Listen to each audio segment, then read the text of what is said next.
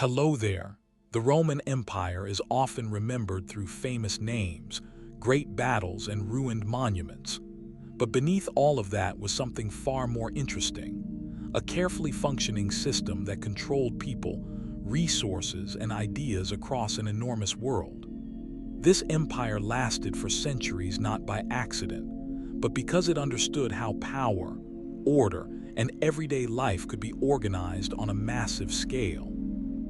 In this series, we will look at Rome from the inside.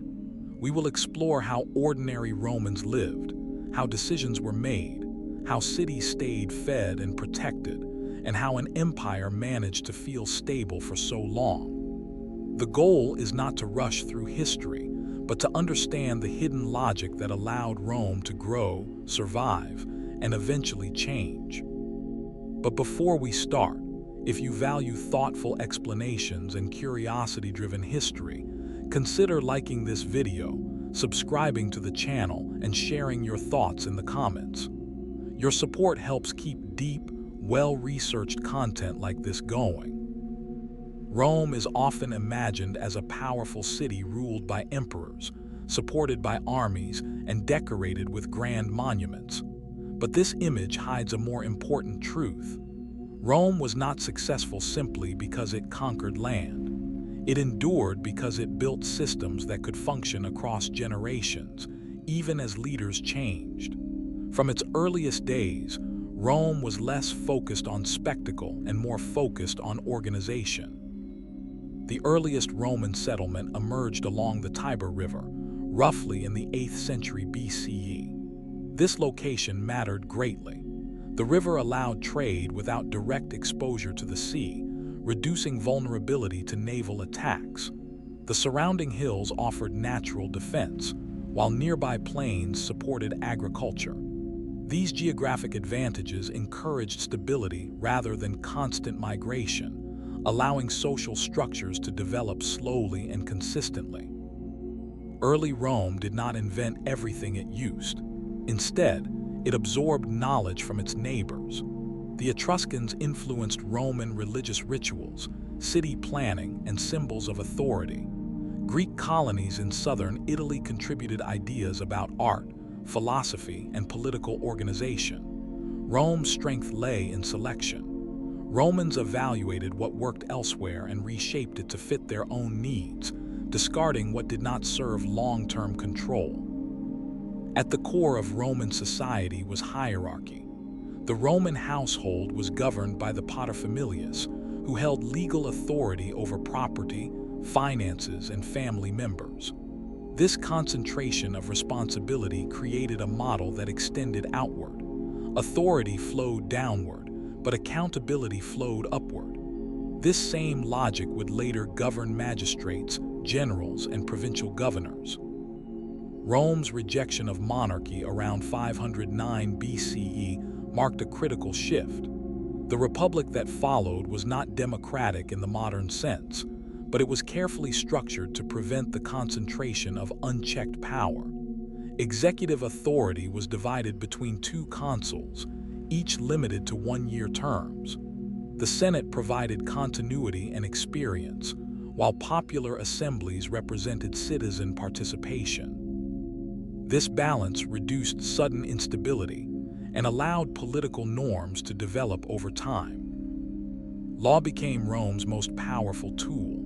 The 12 Tables, established in the mid-5th century BCE, were Rome's first written legal code. Their importance was not in moral perfection but in accessibility. Laws were public, predictable, and binding even on elites. This created a shared legal framework that allowed disputes to be resolved without constant violence.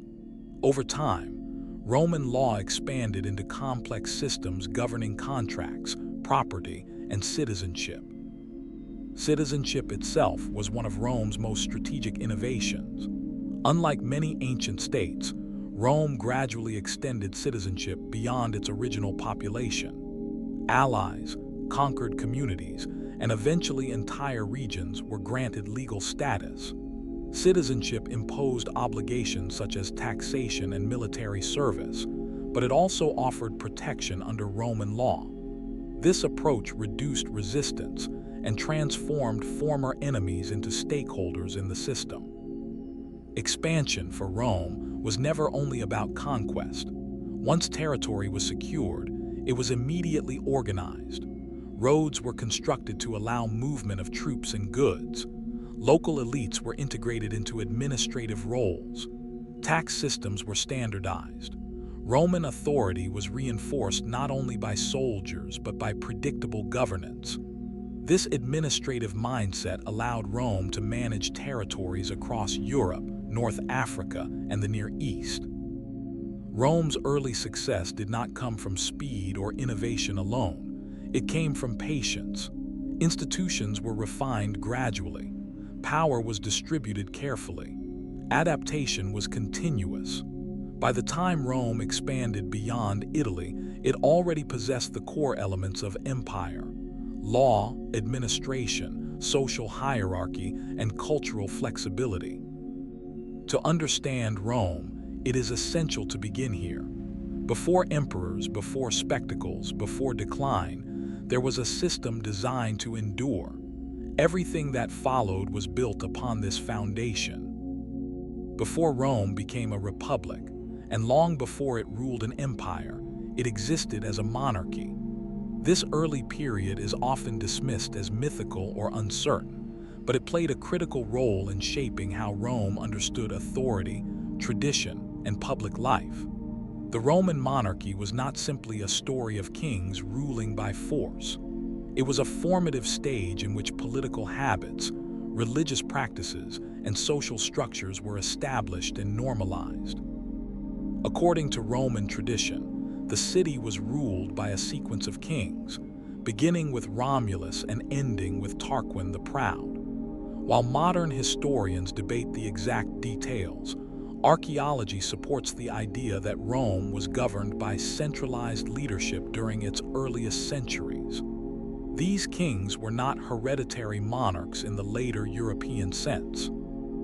Each king was chosen, often with the approval of the Senate and the people, suggesting that even early Rome valued collective legitimacy over absolute rule. The king held multiple roles at once. He was a military commander, leading armies in defense and expansion. He served as a chief judge, settling disputes and enforcing customs. He also acted as a high priest, performing religious rituals believed to ensure the city's protection and success. This combination of political, military, and religious authority created a model in which leadership was tied directly to responsibility for public order. Religion during this period was not separate from governance. Roman religion focused less on personal belief and more on correct practice. Rituals, sacrifices, and omens were considered essential for maintaining harmony between the city and the gods. Kings were expected to interpret signs, consult priests, and act in accordance with divine approval. This reinforced the idea that authority was conditional, not personal. A ruler who failed to maintain religious balance was seen as endangering the entire community. Social divisions also became more defined during the monarchy. Roman society was divided into patricians and plebeians. Patricians were members of elite families who claimed ancestral authority and dominated political life. Plebeians made up the majority of the population, including farmers, craftsmen, and laborers. While plebeians had obligations such as military service and taxation, they had limited political influence during this early period. This imbalance would later become a source of conflict that reshaped Roman institutions. The Senate already existed under the kings, serving as an advisory body composed of elder statesmen from leading families. Although it lacked formal power to overrule a king, its influence was significant. Kings relied on senatorial support to govern effectively. This relationship between a single executive and a collective advisory body laid the groundwork for later republican governance. Rome's early kings also oversaw important infrastructural developments. Archaeological evidence points to the construction of defensive walls, drainage systems like the Cloaca Maxima, and early public spaces. These projects required coordination, labor organization, and resource management. They demonstrate that even at this early stage, Rome was developing administrative capabilities beyond those of a simple village. The end of the monarchy is traditionally linked to the reign of Tarquin the Proud, whose rule was remembered as arrogant and abusive. Roman sources emphasize his disregard for established customs and shared authority. Whether entirely factual or shaped by later Republican ideology, this narrative reveals an important Roman value: resistance to unchecked power. The monarchy ended not because kingship failed entirely, but because it violated Roman expectations about balance and accountability. The expulsion of the kings did not erase what had come before. Instead, Rome retained many monarchic elements while redistributing them across new institutions. Religious offices, legal customs, and social hierarchies continued, but executive power was divided. The monarchy provided Rome with its earliest lessons in leadership, limits, and the dangers of concentration of authority. This period explains why Rome would later design a republic so focused on shared power, term limits, and institutional memory. The monarchy was Rome's first experiment in governance, and its successes and failures left a lasting imprint on everything that followed. When the Roman monarchy ended, Rome did not fall into chaos. Instead, it reorganized itself with remarkable precision. The transition from kingship to republic around the late 6th century BCE was not a rejection of order, but a redesign of it. Romans did not abandon authority, they redistributed it. This decision shaped Roman political thinking for centuries and became one of the most influential experiments in governance in human history. At the heart of the Roman Republic was a deep fear of concentrated power. The memory of kings, especially the final ruler remembered for abuse and arrogance, created a lasting suspicion of any individual who ruled alone. The Republic was designed to ensure that no single person could dominate the state for long. Power would exist, but it would be divided, limited, and constantly observed. The most visible change was the replacement of the king with two consuls. These consuls served as the chief executive officers of the state, but only for 1 year at a time. Each consul had the authority to command armies, enforce laws, and preside over assemblies, yet each could veto the other's decisions. This system ensured that leadership required cooperation. Even at the highest level, power depended on balance rather than command. The Senate became the stabilizing core of the Republic. Composed primarily of former magistrates from elite families, it was not technically a legislative body, but its influence was immense. The Senate controlled finances, advised magistrates, managed foreign policy, and oversaw long-term planning. Because senators served for life, the Senate provided continuity in a system otherwise defined by short-term offices. This allowed Rome to pursue consistent policies over decades, even as elected officials changed annually. Popular participation also played a role, though it was limited and structured. Roman citizens gathered in assemblies to elect magistrates, vote on laws, and decide issues of war and peace. However, voting was organized in ways that favored wealthier citizens. This was not an equal democracy. It was a republic that balanced elite control with public legitimacy. The system acknowledged popular authority without allowing it to overwhelm established institutions. One of the Republic's most important innovations was the concept of magistracies with clearly defined powers. Offices such as praetors, quaestors, and aediles handled specific responsibilities, from administering justice to managing finances and public works. These roles created specialization within government, reducing dependence on any single leader. The cursus honorum, or sequence of offices, ensured that political advancement followed experience rather than sudden ambition. Law continued to anchor the system. Disputes between patricians and plebeians led to increased legal clarity and reform. The Republic recognized that stability required rules accepted across social divisions. Over time, this led to protections such as the right of appeal and the creation of tribunes, officials empowered to defend the interests of the common people. The tribunes' ability to veto actions of magistrates introduced a powerful mechanism for checking authority from below. Military command was also carefully regulated. While consuls led armies, their authority was temporary. Extended commands were rare in the early Republic, reflecting continued anxiety about generals becoming too powerful. Civilian control over the military remained a core principle, even as Rome expanded its territory. The Roman Republic was not a perfect system. It favored elites, excluded large portions of the population, and relied heavily on tradition rather than written constitutions. Yet it was remarkably durable. Its strength lay not in idealism but in practicality. Every institution existed to solve a specific problem, preventing tyranny, maintaining continuity, balancing interests, and managing growth. This system allowed Rome to survive internal conflict, external threats, and rapid expansion. More importantly, it created a political culture that valued process over personality.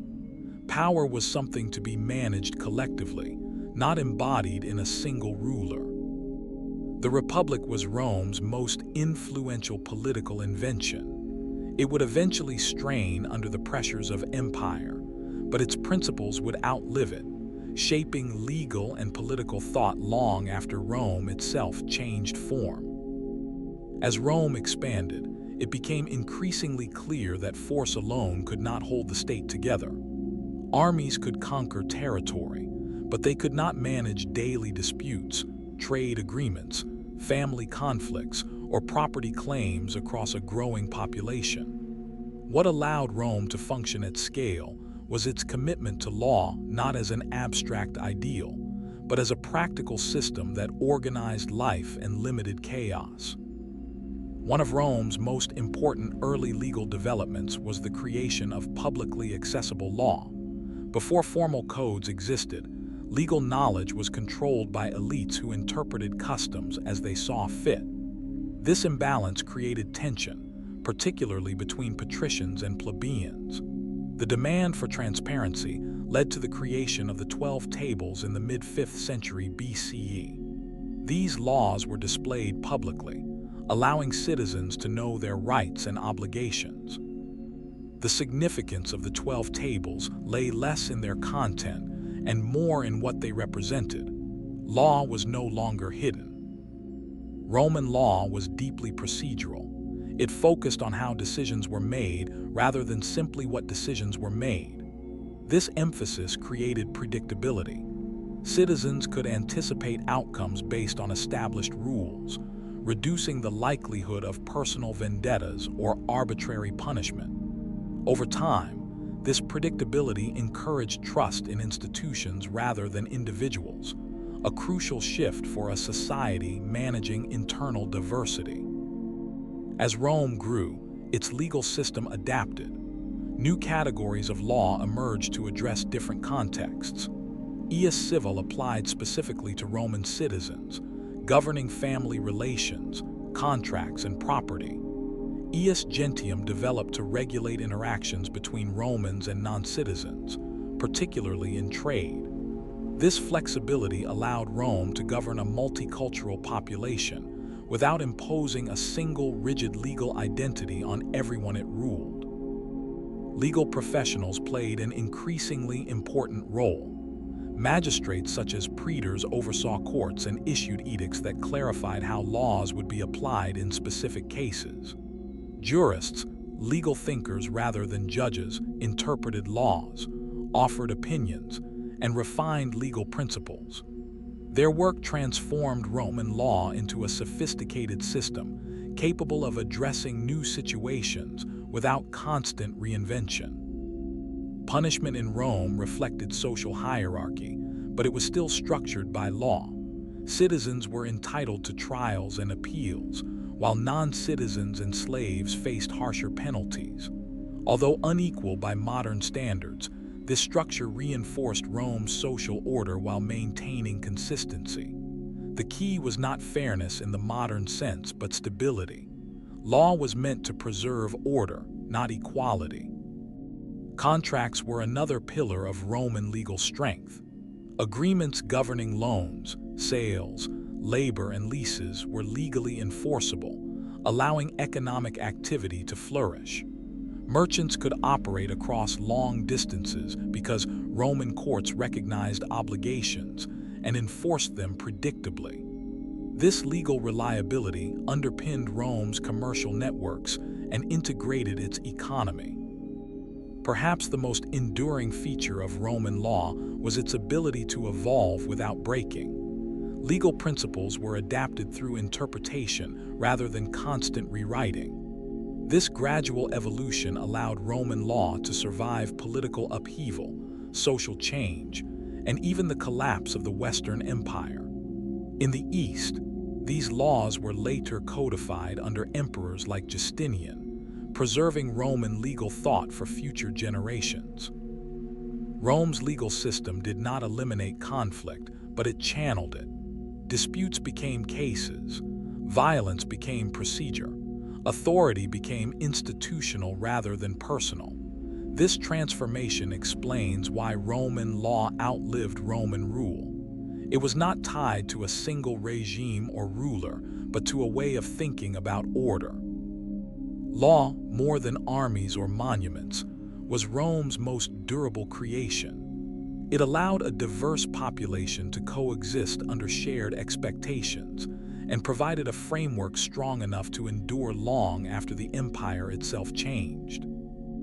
Rome's political systems and laws did not exist in isolation. They were embedded within a society deeply divided by status, tradition, and access to power.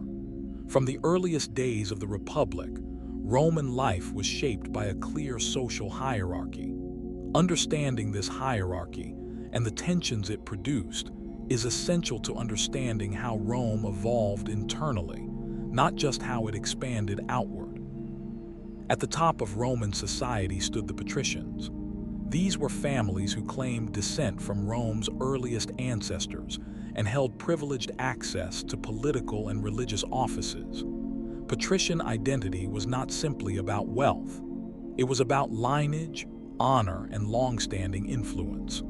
Patrician families dominated the Senate, controlled major priesthoods, and shaped political norms through tradition rather than written authority.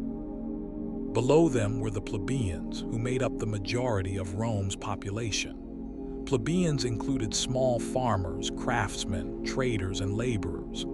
They served in the army, paid taxes, and sustained the city's economy.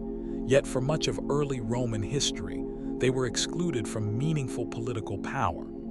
They could not initially hold high office, interpret laws, or influence key decisions that affected their lives. This imbalance created persistent tension. Rome depended on plebeians for survival but denied them proportional influence. The result was not constant rebellion but sustained pressure. Plebeians used one of the few tools available to them: collective withdrawal. On several occasions, they refused military service or left the city entirely, threatening Rome's ability to function. These actions, known as secessions, forced the patrician elite to negotiate. Out of this conflict emerged some of the Republic's most important reforms. One of the earliest was the creation of the office of the tribune of the plebs. Tribunes were plebeian officials with the power to veto actions taken by magistrates if those actions harmed plebeian interests. Their bodies were considered sacred, making it illegal to harm them. This was a remarkable innovation, an institutionalized form of resistance built directly into the political system. Over time, plebeians gained access to additional rights. They were allowed to marry patricians, hold magistracies, and eventually serve as consuls. Laws were passed to limit debt bondage, a practice that had trapped many plebeians in cycles of dependency. These changes did not erase inequality, but they transformed it. Conflict became regulated. Negotiation replaced violence. Social pressure became law. Roman society was also structured around patronage. Wealthy individuals, often patricians, acted as patrons to lower-status clients. In exchange for support, protection, or financial assistance, clients offered loyalty, public support, and service. This network of obligations extended across the city and into the countryside, creating bonds that crossed class lines while reinforcing hierarchy. Power flowed through relationships as much as through institutions. Slavery existed alongside this system and formed its lowest tier. Enslaved people had no legal personhood, yet their labor was essential to agriculture, households, and industry. The presence of slavery complicated class relations, as free plebeians were positioned above slaves but still below elites.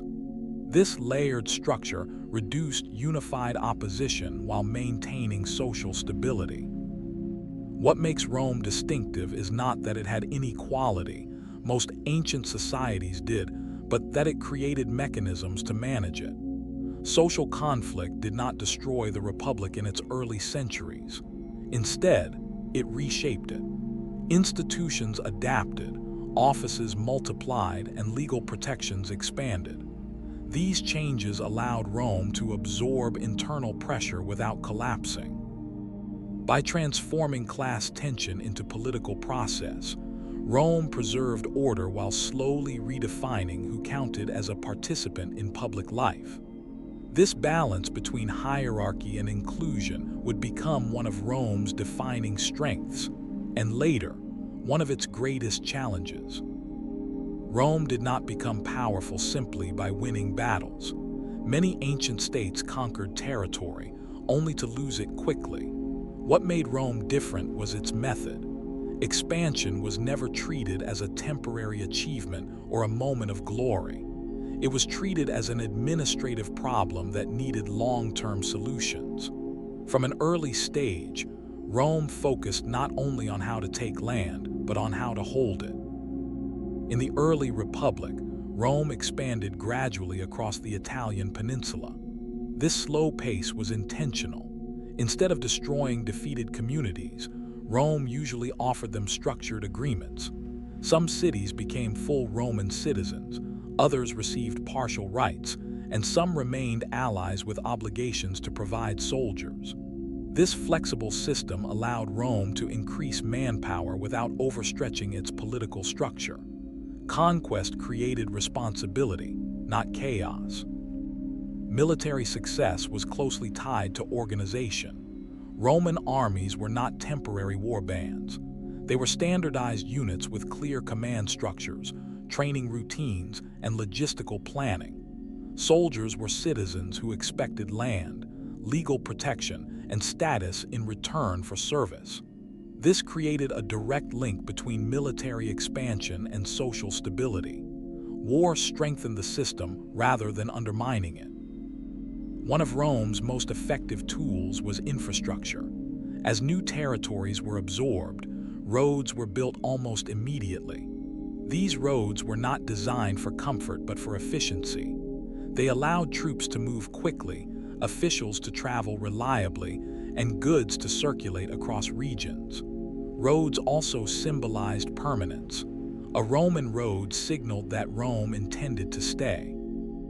Administration followed infrastructure. Provinces were governed by magistrates sent from Rome, usually former consuls or praetors. Their authority was limited in time but extensive in scope. They collected taxes, enforced law, and oversaw local governments. While corruption existed, the system itself provided continuity. Governors operated within established expectations rather than personal rule. Local elites played a crucial role in maintaining control. Rome rarely replaced existing power structures entirely. Instead, it co-opted influential local families, granting them status and legal recognition in exchange for loyalty. This reduced resistance and lowered administrative costs. Roman rule often felt less like occupation and more like integration, especially to those who benefited from it. Economics was inseparable from expansion. New territories supplied grain, metals, labor, and taxes. These resources supported the army, funded public works, and stabilized the city of Rome itself. Expansion created a feedback loop. More land produced more resources, which supported more soldiers, which enabled further expansion. As long as this loop remained balanced, Rome remained stable. Crucially, Rome understood limits.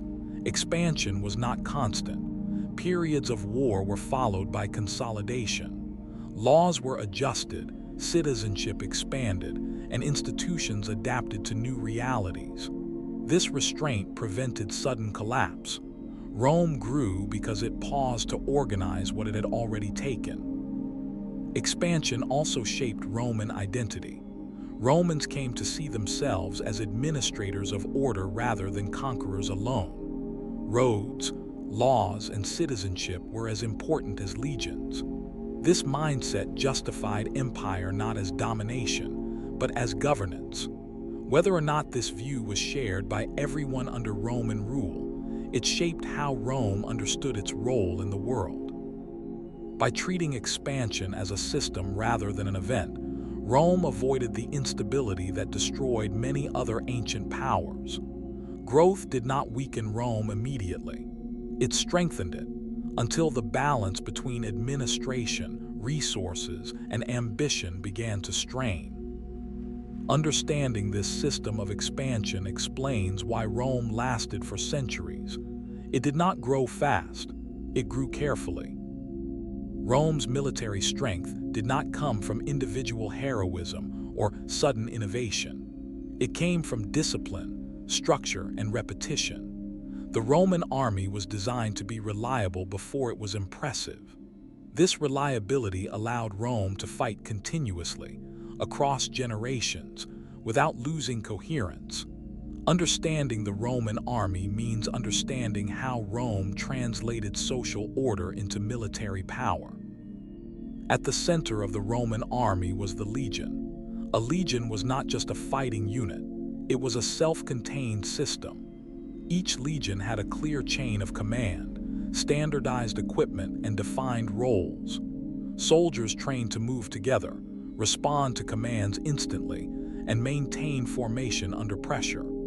This discipline reduced chaos on the battlefield and allowed commanders to adapt to changing conditions without losing control. Roman soldiers were not professionals in the modern sense during the early Republic. They were citizens who served temporarily, often returning to farming or trade after campaigns. This connection between civilian life and military service mattered. Soldiers were not fighting for a distant ruler. They were defending a system that governed their own lives. Military duty reinforced civic identity, tying personal survival to the survival of the state. Training emphasized endurance and coordination rather than individual strength. Marching long distances with heavy equipment was routine. Camps were constructed methodically at the end of each day, following standardized layouts. These practices turned movement itself into a form of control. Wherever a Roman army traveled, it recreated order. Even in unfamiliar territory, Roman soldiers lived within a familiar structure. Command authority in the army mirrored political authority in the Republic. Consuls and later proconsuls led armies, but their power was temporary. Officers were expected to obey civilian institutions, not replace them.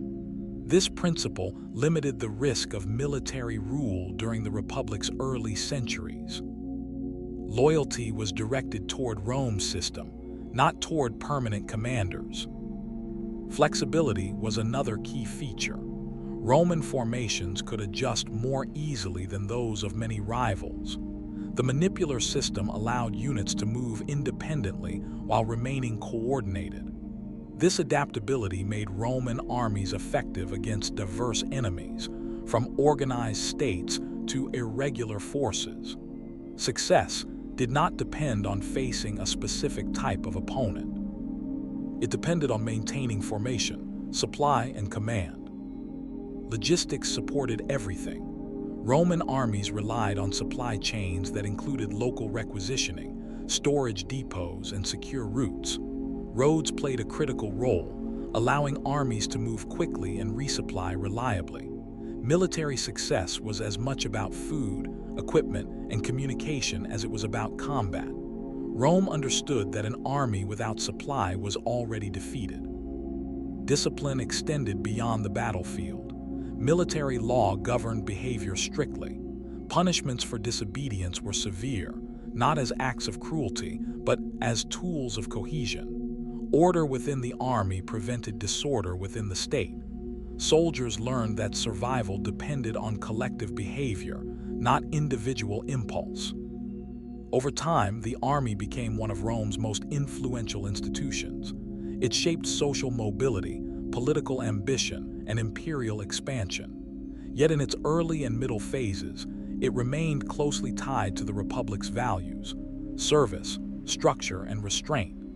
This balance would later change, but for centuries it allowed Rome to fight continuously without destroying itself from within. The Roman army did not simply conquer territory. It enforced a way of operating, predictable, organized, and controlled. That approach, more than any weapon, explains Rome's long military success. Rome understood something that many ancient powers did not. Control is impossible without connection. Territory that cannot be reached, supplied, or communicated with is territory already lost. This is why Roman power was built as much with stone and planning as with soldiers. Roads, cities, and public infrastructure formed the physical framework that allowed the empire to function as a single system rather than a collection of distant lands. Roman roads were not merely paths between places. They were instruments of authority. Constructed with layered foundations of stone and gravel, these roads were engineered for durability, not speed alone. They cut directly through landscapes, ignoring local terrain when necessary, because efficiency mattered more than convenience. A Roman road reduced distance in practical terms. Orders, troops, and information could move predictably, shrinking the empire into something manageable. These roads connected a network of cities that followed a recognizable pattern. Roman cities were not accidental growths. They were planned environments. Forums served as political and economic centers. Basilicas hosted legal proceedings. Temples reinforced religious order. Baths, markets, and amphitheaters structured social life. Wherever Rome went, it replicated this urban model, creating familiarity in unfamiliar places. Cities were also administrative tools. Provincial capitals housed governors, tax officials, and courts. Records were kept, disputes were settled, and resources were redistributed from these centers. The city became the point where imperial authority met local life. For residents, Roman rule was not an abstract concept. It was visible in buildings, laws, and daily routines. Infrastructure extended beyond roads and cities. Aqueducts supplied clean water to urban populations, supporting sanitation, baths, and fountains. Drainage systems reduced flooding and disease. Public works were not luxuries. They were necessities for maintaining order in densely populated areas. A population that could access water, food, and public space was less likely to rebel. The construction of infrastructure also reinforced Roman legitimacy. Roads and buildings were physical proof of Rome's permanence. They signaled investment rather than extraction. Local communities often benefited materially from Roman projects, even as they paid taxes and provided labor. This exchange created a sense, however uneven, that Roman rule offered stability in return for obedience. Infrastructure required organization on a massive scale. Engineers, surveyors, laborers, and administrators coordinated across regions. Funding came from taxes, spoils, and state resources. Maintenance was continuous. Roads had to be repaired, aqueducts cleaned, buildings restored. This constant upkeep reflected Rome's understanding that control was not achieved once but maintained daily. Communication relied heavily on this network. Couriers could carry messages rapidly along roads. Officials could inspect provinces. Armies could respond to threats. The empire's ability to act coherently depended on its ability to move information and people efficiently. Without this infrastructure, Rome's political and military systems would have fragmented. Most importantly, infrastructure shaped how people experienced empire. Roman rule was not only felt through laws or soldiers, but through water flowing into cities, roads stretching beyond the horizon, and public spaces that structured communal life. These physical systems embedded Roman authority into the landscape itself. Rome did not rule from a distance alone. It ruled through connection. Stone by stone, road by road, the empire made itself present everywhere it claimed authority. This network turned expansion into endurance and territory into governance. Roman infrastructure reached its highest level of sophistication in the management of water. While roads connected the empire horizontally, water systems sustained it vertically, supporting dense populations, public health, and everyday routines. Aqueducts were not symbols of excess. They were solutions to a fundamental problem. Cities could not grow without reliable water, and Rome intended its cities to grow. Roman aqueducts functioned on a simple principle: gravity. Water was collected from distant springs, often many kilometers away, and guided gently downhill through channels carefully surveyed to maintain a precise gradient. The engineering challenge was not lifting water but controlling its flow. Too steep, and the channel would erode. Too shallow, and water would stagnate. Roman engineers mastered this balance through careful measurement and repetition. These water channels were often hidden underground, protected from damage and contamination. Where valleys interrupted the route, arches were built to maintain elevation. These structures were visually impressive, but their true achievement lay in reliability. Aqueducts delivered consistent water flow day after day, year after year, with minimal mechanical complexity. Maintenance mattered more than innovation, and Roman systems were designed to be repairable rather than fragile. Water distribution within cities was regulated. Public fountains supplied neighborhoods. Baths consumed enormous volumes, supporting hygiene, relaxation, and social interaction. Private homes of the wealthy received water through controlled connections. Regulations governed usage, repairs, and penalties for illegal tapping. Water was treated as a shared resource, managed by the state, reinforcing the idea that daily survival depended on public systems rather than private access alone. Sanitation was closely linked to water supply. Drainage systems carried waste away from populated areas, reducing disease and odor. The Cloaca Maxima in Rome, originally built to drain marshland, evolved into a major sewer system. While Roman sanitation was not modern by contemporary standards, it represented a deliberate attempt to manage urban health rather than ignore it. Engineering knowledge extended beyond water. Roman builders developed concrete that could harden underwater, enabling harbors, bridges, and foundations in unstable environments. Standardized measurements and modular construction allowed buildings to be replicated across the empire. This consistency reduced the need for local experimentation and ensured predictable outcomes, even in distant provinces. Public works also shaped labor and economy.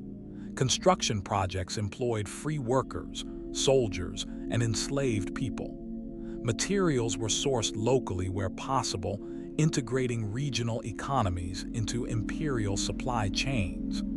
Infrastructure was not only functional, it was an economic engine that redistributed resources and reinforced imperial presence. Importantly, infrastructure normalized Roman authority. People experienced empire through practical benefits, clean water, navigable streets, and public spaces. These systems quietly disciplined daily life. Schedules aligned with bath hours. Markets depended on transport routes. Social interaction clustered around engineered environments. Control was embedded into routine. By mastering engineering, Rome reduced the visibility of power. Order did not always arrive with soldiers. Often, it arrived with water flowing into a fountain or a road extending beyond the city gate. These systems made Roman rule feel permanent, predictable, and unavoidable. Infrastructure was not decoration. It was governance made physical. Rome's power depended not only on laws, armies, and roads, but on a steady movement of resources. An empire cannot survive if food does not arrive, wages are not paid, or markets collapse. The Roman economy was not modern, but it was highly organized for its time. It connected farms, workshops, ports, and cities into a system that allowed millions of people to live under a single political structure. At the base of the Roman economy was agriculture. Most people worked the land, producing grain, olives, wine, and livestock. Grain was especially critical. Large urban populations, particularly the city of Rome itself, could not feed themselves. This created a constant logistical challenge. To prevent unrest, the state organized the transport of grain from provinces such as Egypt, Sicily, and North Africa. This was not charity, but stability policy. A hungry city was a dangerous city. Trade networks extended far beyond Italy. Roman merchants moved goods across the Mediterranean and into Europe, Africa, and the Near East. Ships carried grain, oil, wine, metals, textiles, and luxury items such as spices and silk. Ports like Ostia became hubs of coordination, where goods were taxed, stored, and redistributed. The Mediterranean effectively functioned as an internal sea, tying distant regions together through regular movement. Money played a central role in maintaining this system. Rome operated a standardized coinage, allowing transactions across regions without constant renegotiation of value. Coins were more than tools of exchange. They carried symbols of authority, reinforcing imperial presence in daily life. Taxes were often collected in currency, forcing local economies to integrate into the Roman monetary system. The state itself was deeply involved in economic activity. Public contracts were issued for construction, supply, and services. Tax collection was sometimes delegated to private contractors, creating opportunities for profit and abuse. While this system was imperfect, it allowed Rome to mobilize resources efficiently without managing every transaction directly. Labor took many forms. Free citizens worked as farmers, artisans, traders, and officials. Enslaved labor was widespread and economically significant, especially in agriculture, mining, and households. Slavery reduced labor costs for elites and increased production, but it also concentrated wealth and distorted social relations. The economy benefited from exploitation, a reality that shaped Roman society in lasting ways. Markets structured daily life. Cities hosted regular market days where goods were exchanged, prices negotiated, and information shared. These markets were regulated to varying degrees, ensuring access to essentials while allowing private trade to flourish. Economic interaction created social interaction, tying communities together beyond political boundaries. Transportation costs influenced everything. Goods moved by sea were far cheaper to transport than those moved by land. This shaped settlement patterns, production centers, and trade routes. Rome's infrastructure reduced these costs, but geography still mattered. Economic integration depended on the ability to move goods predictably and affordably. Economic stability was never guaranteed. Wars disrupted trade. Bad harvests caused shortages. Corruption weakened trust. Yet Rome's economic system proved resilient for centuries because it was diversified and interconnected. No single region sustained the empire alone. When one area struggled, others compensated. Rome's economy was not driven by growth for its own sake. It was driven by balance, enough production to feed cities, enough trade to supply armies, enough taxation to fund administration. When that balance held, Rome functioned smoothly. When it faltered, stress spread quickly. Understanding Rome's economy reveals how deeply material conditions shaped imperial power. Control depended not only on authority, but on the quiet, continuous movement of food, money, and labor. Behind the apparent smooth functioning of Rome's economy lay systems that were efficient, but often fragile. Expansion and prosperity came with costs that were not always visible at first. Taxation, labor extraction, and economic inequality formed the less celebrated foundations of Roman stability. Understanding these mechanisms explains not only how Rome functioned, but why economic stress eventually became one of its greatest weaknesses. Taxation in the Roman world was complex and uneven. Provinces were required to deliver fixed amounts of revenue to the state, often in the form of money, grain, or goods. These taxes funded the army, paid officials, maintained infrastructure, and supported public distributions. However, the burden was not shared equally. Provinces bore heavier obligations than Italy, and rural populations often felt pressure more intensely than urban elites. In many regions, tax collection was outsourced to private contractors. These individuals paid the state upfront for the right to collect taxes, then recovered their investment by extracting payments from the population. While efficient in theory, this system encouraged abuse. Excessive demands, corruption, and intimidation were common complaints. The state benefited from predictable income, but local trust in Roman authority could suffer. Slavery intensified these economic imbalances. Enslaved people were treated as property, not participants in the economy. Their labor supported large estates, mines, and workshops, allowing elites to accumulate wealth at scale. This concentration of land and resources reduced opportunities for small farmers, many of whom fell into debt or lost their livelihoods. Economic inequality grew gradually, embedded within the structure of production itself. Urban economies masked these tensions. Cities appeared prosperous, filled with markets, entertainment, and public works. State-sponsored grain distributions helped maintain calm among urban populations, especially in Rome. But this stability depended on continuous supply. Any disruption from war, piracy, or poor harvests threatened unrest. Economic calm was managed, not guaranteed. Military spending placed constant pressure on finances. Soldiers required pay, equipment, and land grants upon retirement. As Rome expanded, these costs increased. When expansion slowed, the flow of new resources weakened, but obligations remained. This imbalance forced the state to increase taxation, debase currency, or reallocate resources, each option carrying long-term consequences. Economic crises did not arrive suddenly. They accumulated slowly. Inflation reduced trust in coinage. Tax burdens strained rural communities. Wealth concentrated in fewer hands. These pressures rarely caused immediate collapse, but they weakened resilience. When external shocks occurred, the system had less capacity to absorb them.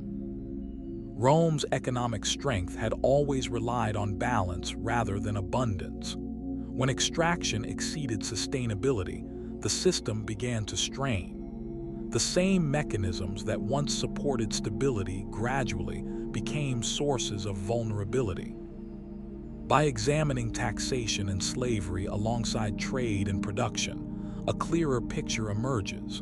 Rome's economy was powerful, but not neutral. It reflected choices about who benefited, who carried the burden, and how long such arrangements could endure. These choices shaped the empire's future as decisively as any battle or law. Large systems like law, economy, and administration only matter if they shape everyday life. For most Romans, the empire was not experienced through senatorial debates or distant wars. It was experienced through routine, through work, food, housing, social interaction, and public space. To understand how Rome functioned for centuries, it is essential to understand how an ordinary day unfolded for the people who lived within it. Daily life in Rome differed sharply depending on status, wealth, and location.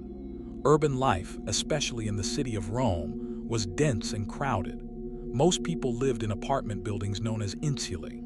These structures were often poorly constructed, prone to fire and collapse. Lower floors were more expensive and safer, while upper floors housed the poorest residents.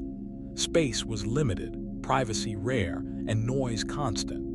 Yet these buildings allowed massive populations to exist within a single city. Wealthier Romans lived very differently. Their homes, known as domus, were built around internal courtyards that provided light, air, and privacy. These houses were not just living spaces but social tools. Clients visited patrons daily to seek favors, legal help, or employment. The household functioned as a center of social power, reinforcing hierarchy through routine interaction. Work defined most people's days. Artisans produced goods such as pottery, metalwork, and textiles.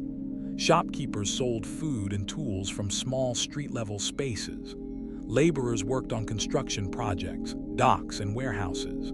Slaves performed much of the hardest labor, while free citizens often supervised, traded, or specialized. The boundary between work and social life was thin, especially in cities where markets, workshops, and homes overlapped. Food was a central concern. Bread formed the foundation of the Roman diet, supplemented by olives, wine, vegetables, and occasionally meat. In Rome itself, the state organized grain distributions to eligible citizens. This was not generosity alone. It was policy. Regular access to food reduced unrest and tied the population's stability directly to imperial systems. Eating was political, even when it felt routine. Public spaces structured social interaction. Forums served as centers for commerce, legal affairs, and conversation. Baths were places of hygiene, exercise, and socializing. People of different classes might share the same bath complex, though not always at the same time or in the same spaces. These environments reinforced a shared Roman identity while maintaining social distinctions. Time was experienced differently in Roman life. Days followed natural light rather than strict schedules. Public announcements, legal proceedings, and markets followed customary rhythms. Religious festivals regularly interrupted routine, reminding people that civic life and sacred life were intertwined. These interruptions reinforced social cohesion and collective memory. Entertainment played an important role. Games, performances, and spectacles provided distraction, but also communicated power. Public events reminded audiences of Rome's resources and authority. At the same time, they offered shared experiences that crossed class boundaries. Watching together helped maintain social order by directing attention outward rather than inward. Family life anchored Roman identity. Marriage, inheritance, and ancestry shaped legal status and opportunity. The household was the primary unit of economic and moral life. Expectations were clear. Duty to family and state overlapped. Personal behavior was never entirely private. What emerges from daily life in Rome is not constant oppression or constant luxury, but structure. Life was predictable, repetitive, and deeply shaped by institutions. People knew where to go, what to do, and what was expected of them. This predictability created stability, even when conditions were unequal. The Roman Empire survived not only because of grand systems, but because those systems became normal. They blended into routine until empire felt less like rule and more like environment. Beneath Rome's public spaces and crowded streets, the family formed the most important structure in a person's life. Roman society was built outward from the household. Long before an individual encountered courts, markets, or armies, they learned order, obedience, and identity within the family. This made private life deeply political, even when it appeared personal. The Roman family was organized around authority. At its center stood the paterfamilias, the male head of the household. His legal power extended over property, finances, and family members. This authority was not exercised constantly, but its presence shaped behavior. Respect for hierarchy began at home, preparing individuals to accept authority in wider society. In this way, Roman governance was quietly rehearsed within domestic life.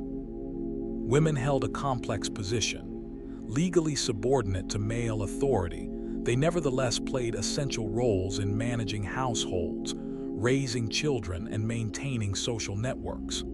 Elite women, in particular, exercised influence indirectly through marriage alliances, family reputation, and patronage. While excluded from formal politics, their actions shaped political outcomes behind the scenes.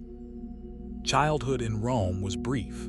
From an early age, children were introduced to responsibility and social expectations. Boys learned discipline, endurance, and loyalty. Girls were prepared for domestic management and marriage. Education was not universal. Wealth determined access. Poor children learned trades through apprenticeship or family labor, while elite boys studied reading, writing, rhetoric, and Greek literature. Education focused on practical outcomes. Literacy enabled participation in law, commerce, and administration. Rhetoric trained future leaders to persuade, argue, and command attention. Schools were competitive and demanding. Discipline was strict. Learning was viewed as preparation for public life rather than personal enrichment. Knowledge was valuable because it produced authority. Moral instruction accompanied formal learning. Roman values emphasized duty, restraint, and reputation. Family honor mattered deeply. Actions reflected not only on individuals, but on entire lineages. This encouraged conformity and self-regulation. Shame and approval functioned as powerful tools of control, reducing the need for constant enforcement by the state. Religion was woven into family life. Household gods were honored daily through small rituals. These practices reinforced continuity between generations and connected private homes to the larger religious life of the city. Faith was not separated from routine. It structured time, behavior, and belonging. Aging and inheritance completed the cycle. Property passed through families according to established legal norms, ensuring continuity of wealth and influence. Memory mattered. Ancestors were remembered through names, stories, and images, reinforcing a sense of historical responsibility. Individuals were temporary. The family endured. Through family structure, education, and upbringing, Rome reproduced itself socially and culturally. Each generation learned how to fit into existing systems rather than challenge them outright. Stability was maintained not only through laws and armies, but through habits learned quietly at home. Understanding Roman daily life requires looking beyond public spectacle. The empire's endurance depended on these small, repeated practices. Family discipline, education, and moral expectation turned empire into routine, and routine into permanence. For the Romans, religion was not primarily about belief or personal faith. It was about order. It was a system for managing uncertainty in a world where natural disasters, disease, war, and political instability were constant threats. Roman religion functioned as a practical framework that linked human action to divine approval, reinforcing social discipline and political authority at every level of life. Roman religion was based on practice rather than doctrine. The central concern was doing things correctly. Rituals had to follow established procedures. Prayers had to use precise language. Sacrifices had to be performed in the proper way. If rituals were conducted correctly, the gods were expected to uphold their part of the relationship. This transactional understanding created predictability. Misfortune was not random. It was often interpreted as the result of ritual failure. The state played a major role in religious life. Priests were public officials, not spiritual outsiders. Religious offices were often held by elite men who also served as magistrates or senators. This integration ensured that religious authority reinforced political authority rather than competing with it. Decisions about war, laws, and public projects were routinely preceded by religious consultation. One of the most important religious practices was divination. Augurs interpreted signs such as the flight of birds or unusual natural events to determine whether actions were approved by the gods. These signs did not dictate decisions outright, but they shaped timing and legitimacy. By consulting the divine, leaders framed political choices as guided rather than arbitrary. Public rituals structured the calendar. Festivals honored specific gods and commemorated historical events. These occasions interrupted normal routines, drawing people into shared experiences. Participation reinforced social cohesion and reminded citizens that they belonged to a larger order. Religion synchronized time, aligning individual lives with collective rhythms. Household religion mirrored state religion. Families maintained shrines to household gods, offering daily rituals that connected private life to public belief.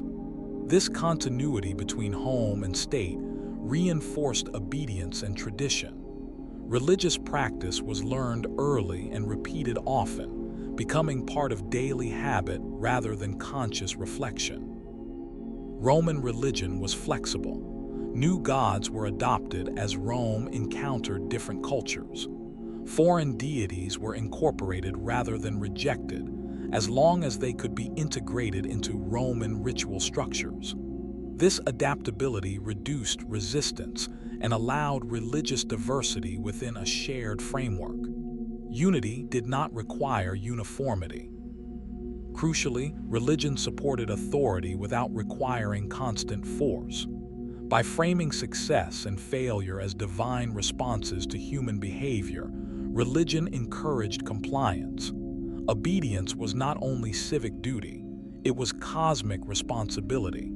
This belief reduced dissent and stabilized governance. Religion did not prevent conflict or collapse, but it provided meaning during uncertainty. When disasters occurred, rituals were intensified. When crises passed, gratitude was expressed publicly.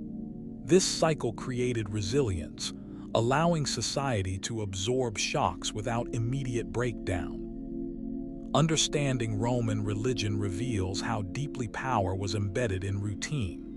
Faith was not separate from governance. It was governance, expressed through ritual. By managing uncertainty collectively, Rome transformed fear into structure and belief into order. Roman religion was sustained not only by belief and tradition, but by institutions designed to manage ritual correctly and consistently. Priesthoods, temples, and ceremonial roles formed a structured network that ensured religious practice remained orderly, authoritative, and closely aligned with the state. These institutions turned belief into administration and ritual into policy. Priesthoods in Rome were not separate from public life. They were positions of responsibility held by citizens, often from elite families. Offices such as the pontifices, augurs, and flamens each served specific functions. Pontiffs oversaw religious law and calendars. Augurs interpreted signs to guide public action. Flamens maintained the worship of particular gods. These roles were lifelong and prestigious, reinforcing continuity and expertise. The most influential priestly body was the College of Pontiffs, led by the Pontifex Maximus. This office regulated religious practice, supervised rituals, and advised magistrates on sacred matters. Because religious law shaped public decisions, the Pontifex wielded quiet but immense influence. Over time, this position became closely associated with political authority itself, reflecting how deeply religion and governance were intertwined. Temples served as physical anchors of religious life. They were not primarily places of congregational worship, but spaces where rituals were performed on behalf of the community. Temples housed statues of gods, sacred objects, and records of vows. Their locations were carefully chosen, often dominating public spaces to visually connect divine presence with civic authority. Ritual precision mattered deeply. A single mistake in wording or gesture could invalidate a ceremony, requiring repetition. This emphasis on exactness reinforced discipline and attention. Ritual became a form of training, teaching participants to value order, patience, and respect for procedure. These habits mirrored those expected in political and legal life. Certain religious roles were intentionally distinct. The Vestal Virgins, for example, were priestesses responsible for maintaining the sacred fire of Rome. Chosen as children and bound to long periods of service, they embodied continuity and protection. Their unique legal status and public visibility symbolized the state's dependence on ritual purity and stability. Public ceremonies marked critical moments. Triumphs celebrated military victories. Dedications honored new buildings or vows fulfilled. These events followed strict sequences, combining religious acts with political messaging. Victory was framed as divine approval, reinforcing legitimacy and discouraging dissent. Religion also provided mechanisms for correction. When omens were unfavorable or disasters occurred, rituals were adjusted, repeated, or expanded. The response to crisis was not panic, but procedure. This ritualized response helped prevent social breakdown by offering a familiar path forward during uncertainty. Through priesthoods and temples, Rome institutionalized belief. Religion became predictable, regulated, and durable. It did not depend on charismatic leaders or personal revelation. Instead, it relied on repetition, memory, and structure. This made religious authority resilient even during political upheaval. By embedding ritual into institutions, Rome ensured that faith supported order rather than undermined it. Religion became another system through which Rome governed itself, quietly, consistently, and with remarkable longevity. Roman society did not treat knowledge as something abstract or purely intellectual. Education existed for a purpose. It was meant to prepare individuals to function within the social, legal, and political systems of the state. Learning was valued not because it encouraged creativity, but because it produced discipline, authority, and competence. This practical approach to knowledge shaped how Romans thought, argued, and governed. Education in Rome was not universal. Access depended heavily on wealth and status. Poor families relied on apprenticeship and family labor to train children for work. Wealthier families, especially those of the elite, invested heavily in formal education. For them, learning was a tool of power. Literacy, speech, and legal knowledge opened doors to political influence and social advancement. Early education focused on basic literacy. Children learned to read and write Latin, often through repetition and memorization. Instruction was strict, and discipline was harsh by modern standards. Mistakes were corrected physically as well as verbally. Education was not designed to be enjoyable. It was designed to instill obedience, focus, and endurance. These qualities were considered essential for public life. Advanced education centered on rhetoric. Rhetoric was the art of persuasive speech, and it was the most valued skill in Roman public life. Courts, assemblies, and political debates depended on the ability to speak clearly, confidently, and convincingly. Young men from elite families trained extensively in argument, memorization, and delivery.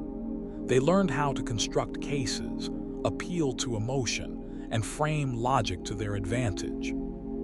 Greek influence was strong in Roman education. Greek tutors were common, and Greek literature was considered a mark of sophistication. Philosophy, history, and science were studied primarily through Greek texts. However, Romans did not adopt Greek thought wholesale. They adapted it. Philosophy was valued insofar as it supported discipline, ethics, and self-control. Speculation without practical application was often dismissed. Stoicism became particularly influential among Roman elites. It emphasized duty, restraint, and acceptance of fate. These ideas aligned well with Roman values. Stoicism encouraged individuals to endure hardship without complaint and to place responsibility above personal desire.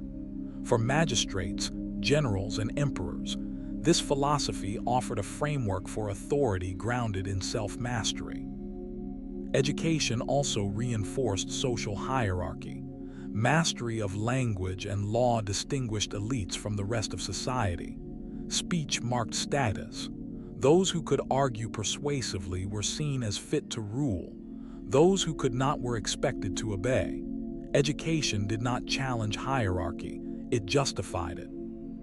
Knowledge in Rome was closely tied to memory and tradition. Innovation was less important than continuity. Romans valued precedent. They studied past cases, speeches, and decisions to guide present action. This backward-looking approach created stability, but it also limited flexibility. Change was accepted slowly and cautiously.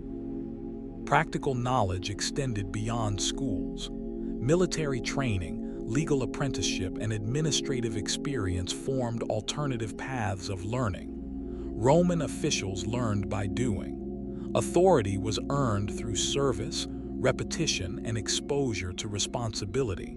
Knowledge was embodied, not theoretical. Education shaped Roman identity. It taught citizens how to think about authority, law, and duty.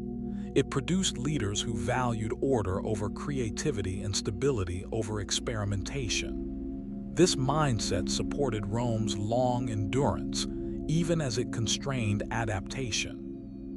By shaping how individuals thought, argued, and judged, Roman education quietly reinforced the systems that governed the empire. Knowledge was not a private pursuit. It was a public tool designed to sustain power. Roman intellectual life was shaped less by the desire to discover new truths and more by the need to apply existing knowledge effectively.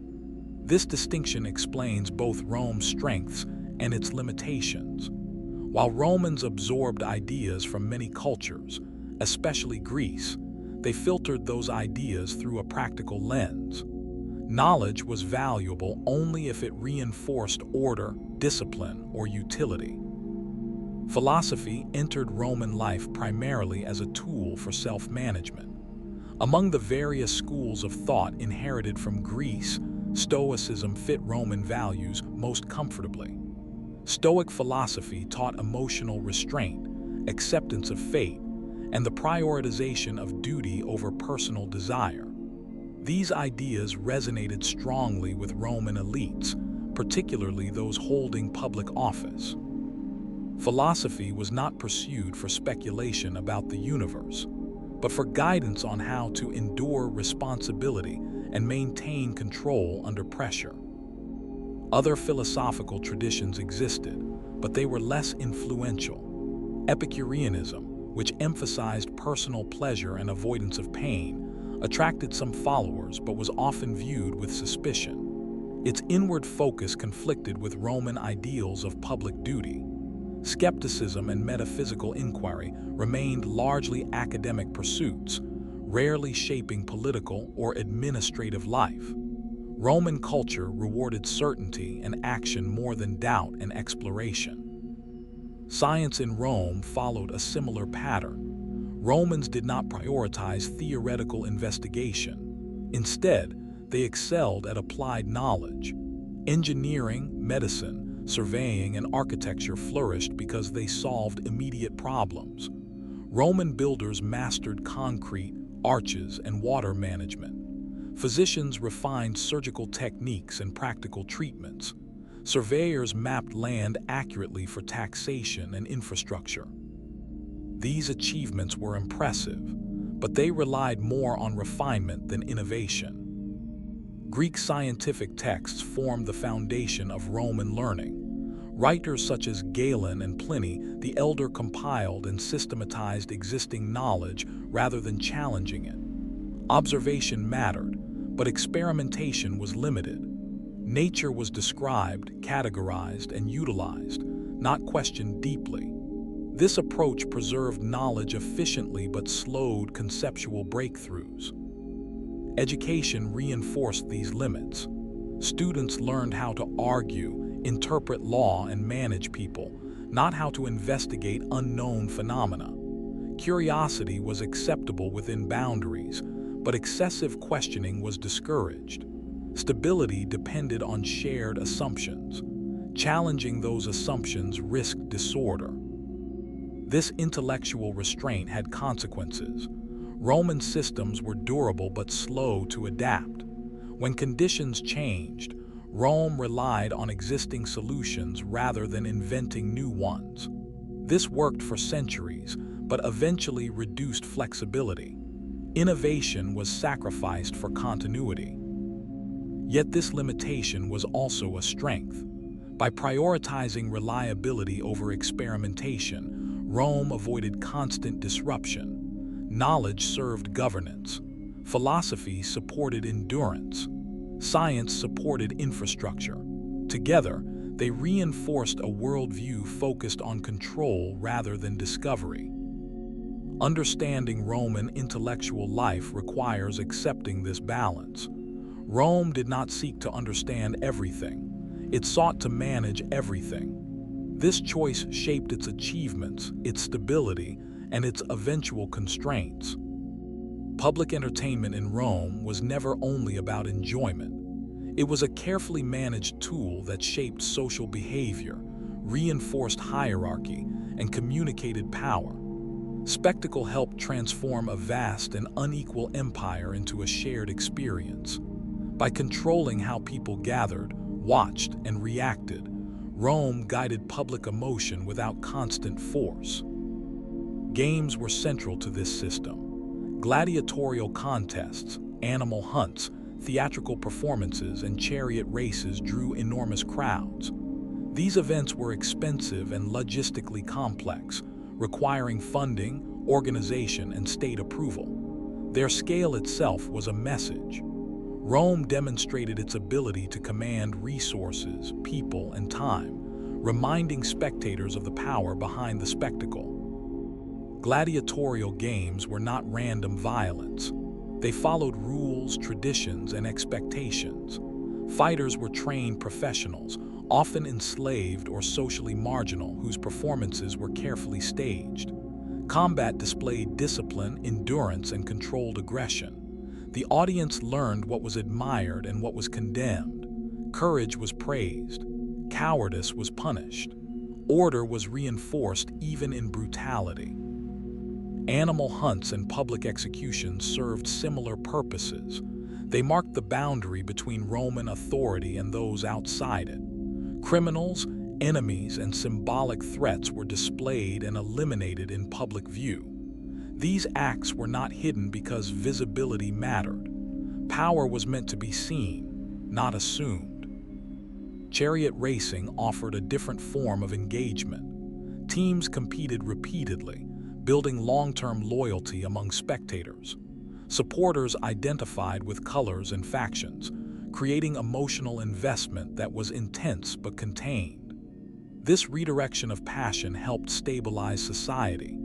Energy that might have fueled unrest was absorbed by competition and ritualized rivalry. Theaters provided space for storytelling, satire, and moral reflection. Plays often drew from Greek traditions but adapted them to Roman sensibilities. While less politically dangerous than direct criticism, theater allowed audiences to explore themes of power, fate, and social order indirectly. It was a controlled release of tension rather than a challenge to authority. Crucially, access to entertainment was structured. Seating arrangements reflected social hierarchy. Elites sat closest to the action, while women, foreigners, and the poor were placed farther away. The physical organization of space mirrored Roman social order. Even leisure reinforced status. Funding entertainment was a political act. Magistrates and emperors sponsored games to gain public favor and legitimacy. Generosity displayed loyalty to the people while reminding them who controlled resources. Public enjoyment became tied to political stability. Gratitude replaced confrontation. Spectacle also shaped time. Festivals and games punctuated the calendar, interrupting routine and providing collective rhythm. These moments of shared attention reinforced identity. People remembered events together, creating common memory and expectation. Entertainment did not solve Rome's problems, but it managed perception. It softened inequality without removing it. It provided distraction without chaos. It created loyalty without force. In this way, spectacle became governance by other means. Rome understood that power operates not only through law and violence, but through experience. By shaping what people saw, felt, and remembered, the empire maintained control quietly and consistently. To understand why Roman entertainment was so effective, it is necessary to look more closely at how audiences were shaped, not just entertained. Spectacle worked because it engaged emotion while maintaining control. Rome did not simply distract people, it trained them to respond to power in predictable ways. Gladiators occupied a complex position in Roman society. Socially, they were marginal. Most were enslaved, condemned criminals, or prisoners of war.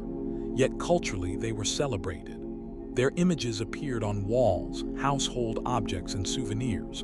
This contradiction was not accidental. Gladiators embodied both admiration and warning. They demonstrated courage, strength, and discipline, but also reminded audiences of the consequences of falling outside social order. Training schools prepared gladiators carefully. Combat was choreographed to last, to display skill, and to heighten anticipation. Death was possible, but not constant. Owners invested heavily in their fighters and preferred survival over waste. This controlled danger made violence consumable. The crowd experienced fear and excitement without losing a sense of structure. Audience participation mattered. Crowds responded to gestures, judged performance, and expressed approval or disapproval. These reactions reinforced shared values. Spectators learned when mercy was appropriate and when punishment was deserved. Emotional responses were guided by tradition and expectation, not impulse alone. In this way, the crowd became part of the system. Chariot racing deepened this effect. Factions represented by colors created long-term emotional investment. Supporters identified strongly with their teams, sometimes across generations. This loyalty offered belonging without political threat. Rivalry was intense but ritualized. Conflict remained symbolic rather than revolutionary. Energy that might have turned toward protest found expression in competition. The design of venues reinforced control. Amphitheaters and circuses were engineered to manage movement, visibility, and sound. Seating arrangements enforced hierarchy physically. Entry and exit routes controlled crowds efficiently. The architecture itself guided behavior, reducing the risk of disorder. Spectacle was contained within space designed for observation rather than action. Public punishment within entertainment settings reinforced moral boundaries. Criminals were displayed as examples of failure. Justice was visible and final. These acts reinforced obedience by linking authority with consequence. Fear and reassurance operated together. Importantly, spectacle created shared memory. Events were talked about, remembered, and anticipated. Collective experience strengthened identity. Even dissatisfaction could be absorbed through commentary and comparison rather than rebellion.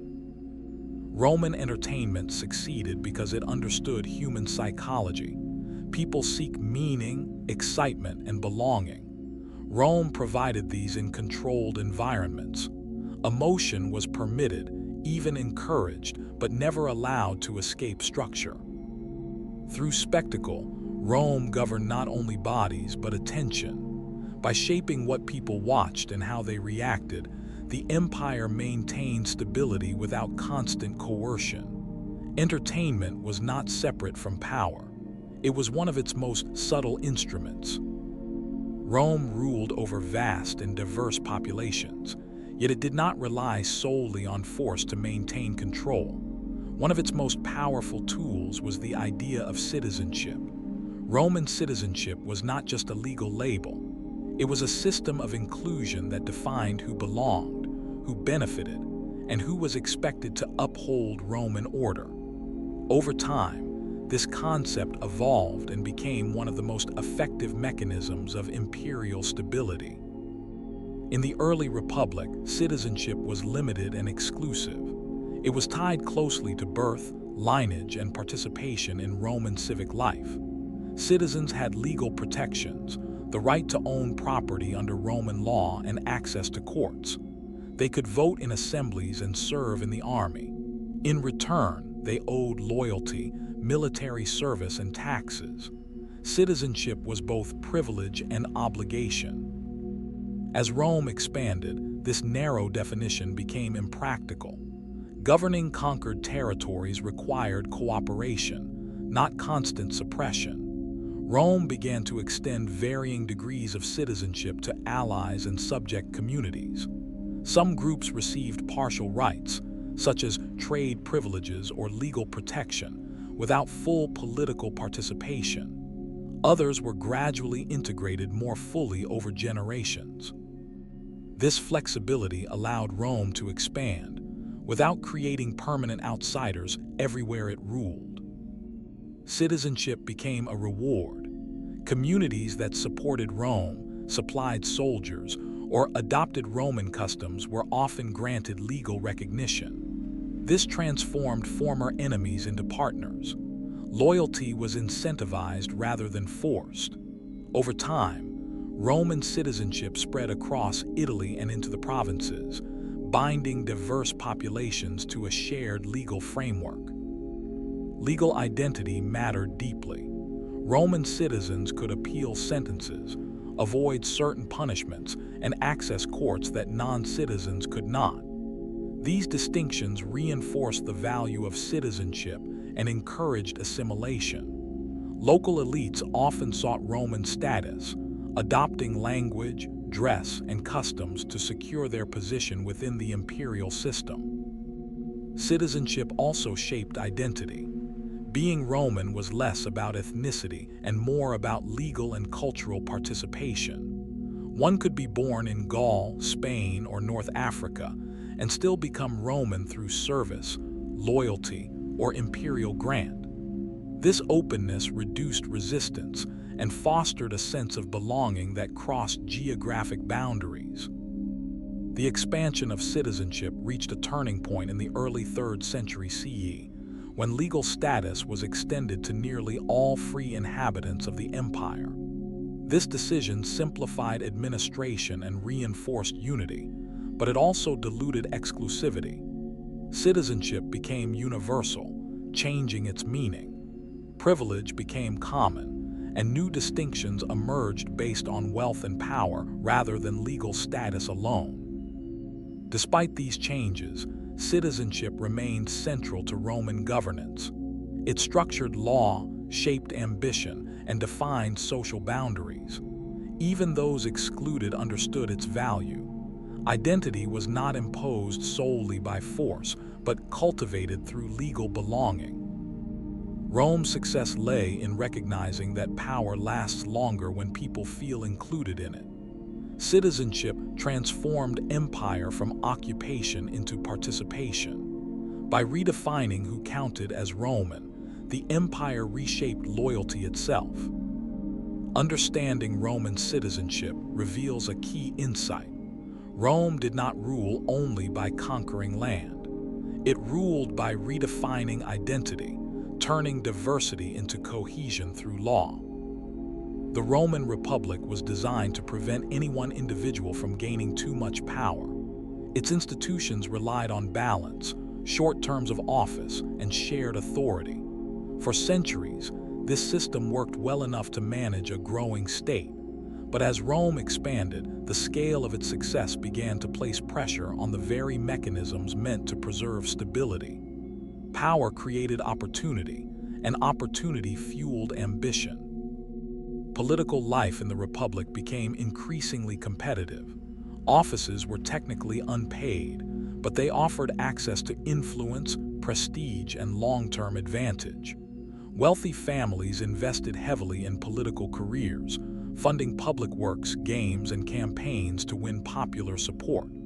Elections became expensive, and competition intensified. Politics was no longer only about service. It was about visibility and legacy. Military success amplified this shift.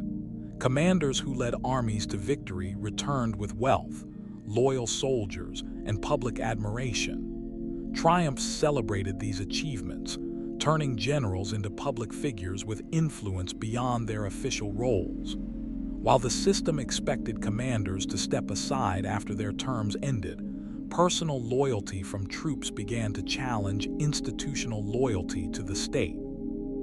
Economic inequality deepened political tension. Expansion brought enormous wealth to elites through land acquisition, trade, and exploitation of provinces. Small farmers struggled to compete with large estates worked by enslaved labor. As rural citizens lost land and migrated to cities, social pressure increased. Political leaders responded not with structural reform, but with competition for popular favor. Populist strategies emerged. Politicians appealed directly to the masses through promises of land, food, and legal relief. These appeals often bypassed traditional norms and institutions, undermining consensus-based governance. While some reforms addressed real problems, others were tools for personal advancement. Politics became polarized, with factions defined more by loyalty to individuals than commitment to shared principles. Violence entered political life. Street clashes, intimidation, and targeted killings became more common. Legal procedures were manipulated or ignored when outcomes were inconvenient. The norms that had once guided behavior began to erode. The Republic's laws remained on paper, but respect for them weakened as ambition intensified. The Senate struggled to adapt. Its authority depended on tradition, and moral influence rather than enforcement power. As individuals became more willing to defy precedent, senatorial guidance lost effectiveness. Decisions were delayed, compromised, or blocked entirely, deepening frustration across social groups. Military loyalty shifted gradually. Soldiers began to identify more strongly with their commanders than with abstract institutions. Promises of land and rewards tied personal futures to individual leaders. This transformation altered the balance between civilian authority and military power, creating conditions the Republic was not designed to handle. None of these changes occurred overnight. They accumulated slowly, driven by success rather than failure. The Republic had expanded beyond the scale its institutions were built to manage. Ambition filled the gaps left by outdated systems. Rome's political crisis was not caused by corruption alone. It was caused by misalignment. Institutions designed for a city-state struggled to govern a vast empire. As ambition grew, balance weakened. The Republic did not collapse suddenly. It strained, adapted, and finally gave way to new forms of power. Understanding this strain is essential to understanding what came next. By the mid-1st century BCE, the Roman Republic had reached a point where individual ambition could no longer be contained by tradition alone. Julius Caesar did not create this crisis, but he embodied it. His life reveals how the pressures described in earlier chapters converged into a single figure, pushing republican institutions beyond their limits. Caesar was born into an old but not particularly powerful aristocratic family. His early career followed the traditional political path, yet from the beginning he relied more on popularity than senatorial approval. He understood public perception. Through speeches, alliances, and carefully timed generosity, he built a reputation as a man of the people, even while operating within elite circles. Military command transformed his position entirely. Campaigns in Gaul brought him immense wealth, experienced soldiers, and unprecedented fame. His victories were presented not only as personal achievements, but as triumphs for Rome itself. Soldiers became loyal to him as an individual, bound by shared hardship and promises of reward. This loyalty mattered more than formal titles. Caesar's success exposed a structural weakness. The Republic assumed that commanders would surrender power willingly once their terms ended. But the system offered no effective way to enforce this expectation when a general returned with an army and public support. Law depended on compliance, not coercion. Caesar recognized this imbalance. Political rivalry intensified. Opponents feared Caesar's influence and sought to limit his authority through legal means. Caesar responded by framing these actions as threats to his dignity and the rights of the people. The conflict was no longer about policy. It was about legitimacy. Each side claimed to defend the Republic while undermining its mechanisms. The crossing of the Rubicon symbolized a point of no return. By bringing his army into Italy, Caesar violated a core Republican principle separating military force from civic space. This act was not spontaneous. It reflected years of unresolved tension between personal power and institutional restraint. Once that boundary was crossed, compromise became impossible. Civil war followed, not because Rome lacked laws, but because laws no longer commanded consensus. Caesar defeated his rivals and emerged as the dominant authority, yet he did not dismantle the Republic immediately. He preserved its offices and language, while concentrating power in his own hands. This ambiguity reflected the transitional nature of the moment. Rome was no longer fully republican, but not yet imperial. Caesar's reforms aimed to stabilize the system. He reorganized debt, expanded citizenship, adjusted the calendar, and reduced administrative chaos.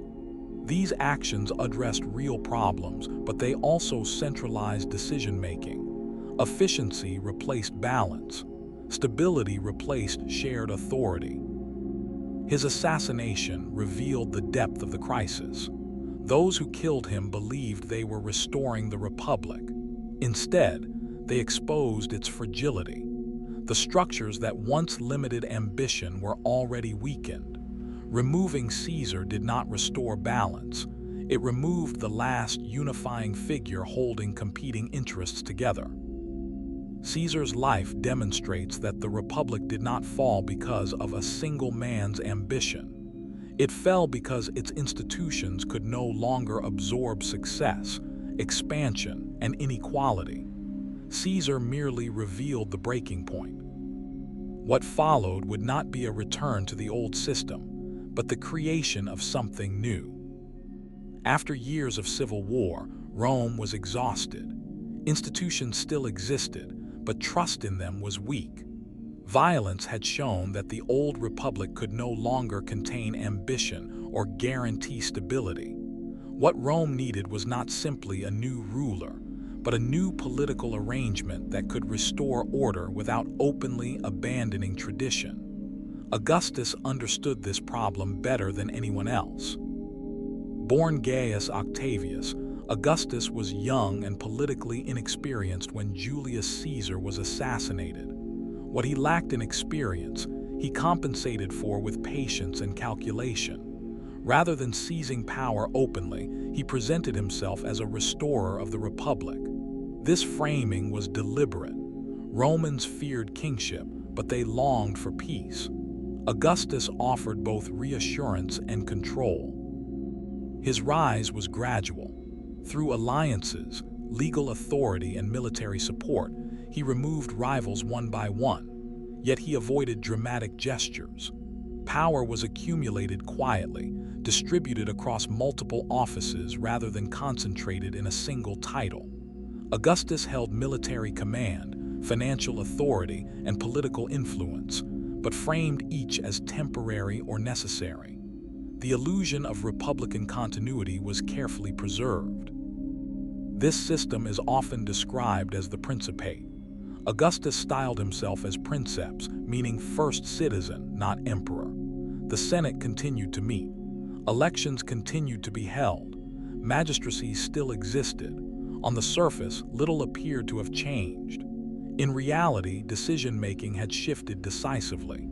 Authority now flowed through one individual who controlled the army, the treasury, and key appointments. Augustus restructured the military to prevent the chaos of earlier decades. Soldiers were paid regularly. Loyalty was redirected toward the state rather than individual generals, and veterans were settled systematically. This reduced the likelihood of future civil wars and stabilized the frontiers. Military power became institutional rather than personal. Administrative reforms followed. Provinces were reorganized to improve oversight and reduce corruption. Tax systems were standardized. Census data improved planning and revenue collection. These changes made governance more predictable. Mention of emergency was replaced by routine. Stability became normal rather than exceptional. Augustus also reshaped Roman culture. Public works projects rebuilt the city, symbolizing renewal. Moral legislation promoted traditional family values, reinforcing social order. Religion was revived and reorganized to align divine favor with imperial authority. These efforts connected political stability with cultural continuity. Importantly, Augustus understood restraint. He avoided excessive displays of power. He allowed elites to retain status and influence, provided they accepted the new arrangement. Opposition was neutralized quietly rather than through spectacle. Power was exercised indirectly, reducing resistance. The success of Augustus lay in his ability to make transformation appear natural. Rome did not feel conquered by a new regime. It felt repaired. Peace followed conflict. order followed chaos. Over time, imperial rule became accepted not as an imposition but as a solution. Augustus did not end Roman history, he redirected it. By redefining authority without abolishing tradition, he created a system that would endure for centuries. The Republic had not been restored. It had been replaced carefully, deliberately, and with lasting effect. For most people living under Roman rule, Rome itself was a distant idea rather than a daily reality. The empire stretched across continents, encompassing different climates, languages, traditions, and histories. Provinces were not uniform extensions of the capital. They were living regions with their own identities, governed through a balance of local custom and imperial authority. Understanding provincial life reveals how Rome maintained control without constant presence. Each province was administered by officials appointed from Rome, usually governors with military, judicial, and financial authority. Their role was not to erase local culture, but to ensure order, taxation, and loyalty. Roman law operated alongside local traditions. As long as taxes were paid and peace maintained, daily life often continued much as before conquest. This flexibility reduced resistance and administrative burden. Cities were the backbone of provincial governance. Rome relied on existing urban centers or founded new ones to anchor authority. These cities adopted Roman layouts, institutions, and public buildings. Forums, baths, temples, and roads created familiarity. Local elites often embraced Roman models because they brought prestige and opportunity. Serving as city magistrates or benefactors tied provincial leaders to imperial success. Language played a unifying role, but not an exclusive one. Latin dominated administration in the western provinces, while Greek remained common in the east. Rome did not force linguistic uniformity. Practical communication mattered more than cultural purity.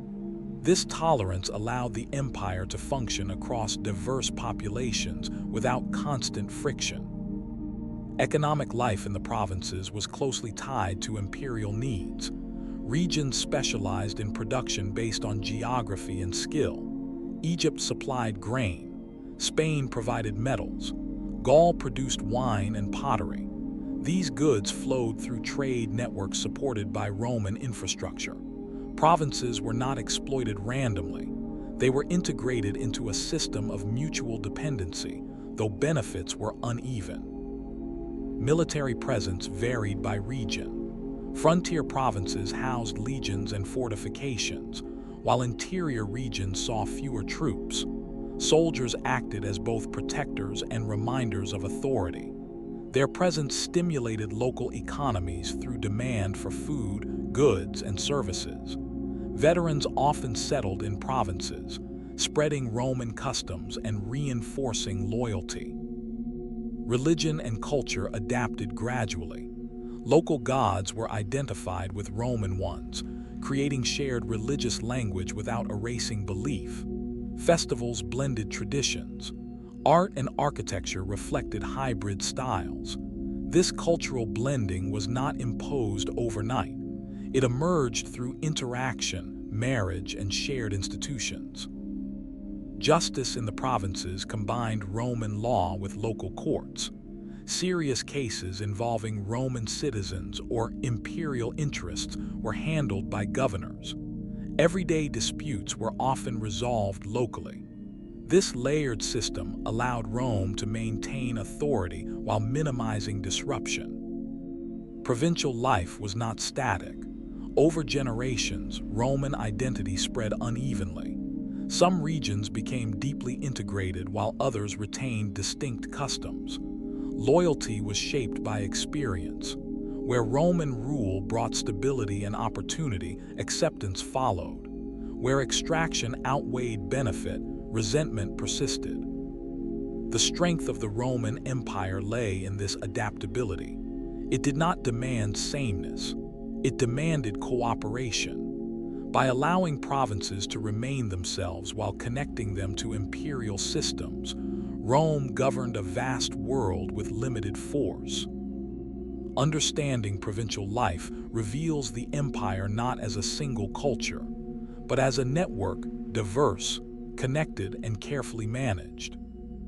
More than armies or roads, Roman law was the system that truly held the empire together. Laws created predictability across distance and diversity. They defined rights, duties, punishments, and procedures in a way that made Roman authority feel structured rather than arbitrary. For many people under Roman rule, justice was the most direct way they experienced the empire. Roman law developed gradually, shaped by precedent rather than sudden invention. Early laws focused on custom and tradition, recording practices that already existed. Over time, legal thinking became more sophisticated. Rules were refined, categories defined, and procedures standardized. Law was treated as a living system that could adapt without losing continuity.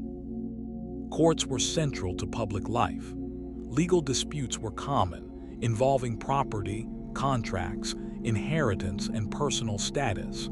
Citizens expected disagreements to be resolved through formal process rather than private revenge.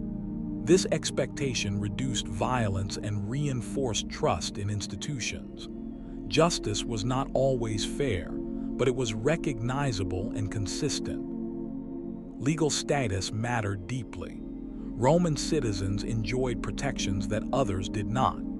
They could appeal decisions, avoid certain punishments, and expect formal trials. Non-citizens were subject to local laws or the discretion of governors. These distinctions reinforced the value of citizenship and encouraged loyalty to Roman systems. Judges and magistrates were not legal professionals in the modern sense. They were public officials guided by legal experts and tradition. Their authority depended on reputation and precedent rather than technical training alone. This system emphasized judgment and interpretation over rigid application, allowing flexibility in diverse situations. Punishment reflected Roman priorities. Penalties aimed to restore order and deter disruption. Fines, exile, forced labor, and execution were tools of control rather than moral correction. Public punishment reinforced authority by making consequences visible. Justice was meant to be seen as much as applied. Contracts and property law supported economic stability. Clear rules governed ownership, trade, and inheritance. These laws enabled long-distance commerce and investment by reducing uncertainty. Merchants could operate across provinces knowing that disputes could be addressed within a shared legal framework. Family law reinforced social hierarchy. Marriage, adoption, and inheritance followed structured rules that preserved lineage and property. Legal recognition of family relationships stabilized wealth transfer across generations. Personal life was legally regulated because it affected public order. Roman law also shaped identity. To live under Roman law was to participate in a shared system of meaning. Even when outcomes were unequal, the process itself created legitimacy. People might resent decisions, but they understood the rules. Over time, Roman law became one of the empire's most enduring legacies. Long after political control weakened, legal principles survived, influencing later societies. This endurance reflects how deeply law was embedded in daily life. Rome ruled not only through command, but through procedure. Law transformed power into order, and order into longevity. Behind Rome's monuments, armies, and markets stood a vast labor system that made imperial life possible. Slavery was not a marginal institution in the Roman world. It was central to economic production, household management, and social hierarchy. Understanding Roman slavery reveals how deeply inequality was embedded into the empire's daily functioning. Slaves in Rome came from many sources. War was the largest supplier. Prisoners captured during campaigns were sold into slavery in large numbers. Others entered slavery through piracy, debt, or birth to enslaved parents. Slavery was not defined by race. It was a legal condition. Anyone could become enslaved under the right circumstances, and this possibility shaped social behavior and fear. Enslaved people worked in nearly every sector of Roman life. In agriculture, they labored on large estates, producing food for cities and export. In mines, conditions were brutal, with high mortality and little chance of freedom. In cities, slaves served as domestic workers, craftsmen, clerks, teachers, and accountants. Some held positions of significant responsibility, managing finances or supervising other workers. The experience of slavery varied widely. Household slaves in wealthy homes often lived more stable lives than free laborers struggling to survive. Skilled slaves could earn money, manage businesses, and develop close relationships with their owners. Yet none possessed legal autonomy. Their status depended entirely on another's authority. Security was conditional and reversible. Manumission added complexity to the system. Owners could free slaves for service, loyalty, or payment. Freed individuals gained limited citizenship and could participate economically, though social stigma remained. This possibility of freedom encouraged obedience and productivity. Slavery was reinforced not only through force, but through hope. Free labor coexisted with slavery. Artisans, farmers, and wage laborers worked alongside enslaved people. However, the widespread use of slave labor depressed wages and reduced opportunities for free workers. This imbalance contributed to economic inequality and social tension, particularly in urban areas. Slavery also shaped Roman values. Ownership of slaves was a marker of status. Control over others reinforced hierarchy and normalized dominance. Compassion existed at the individual level, but the institution itself was rarely questioned.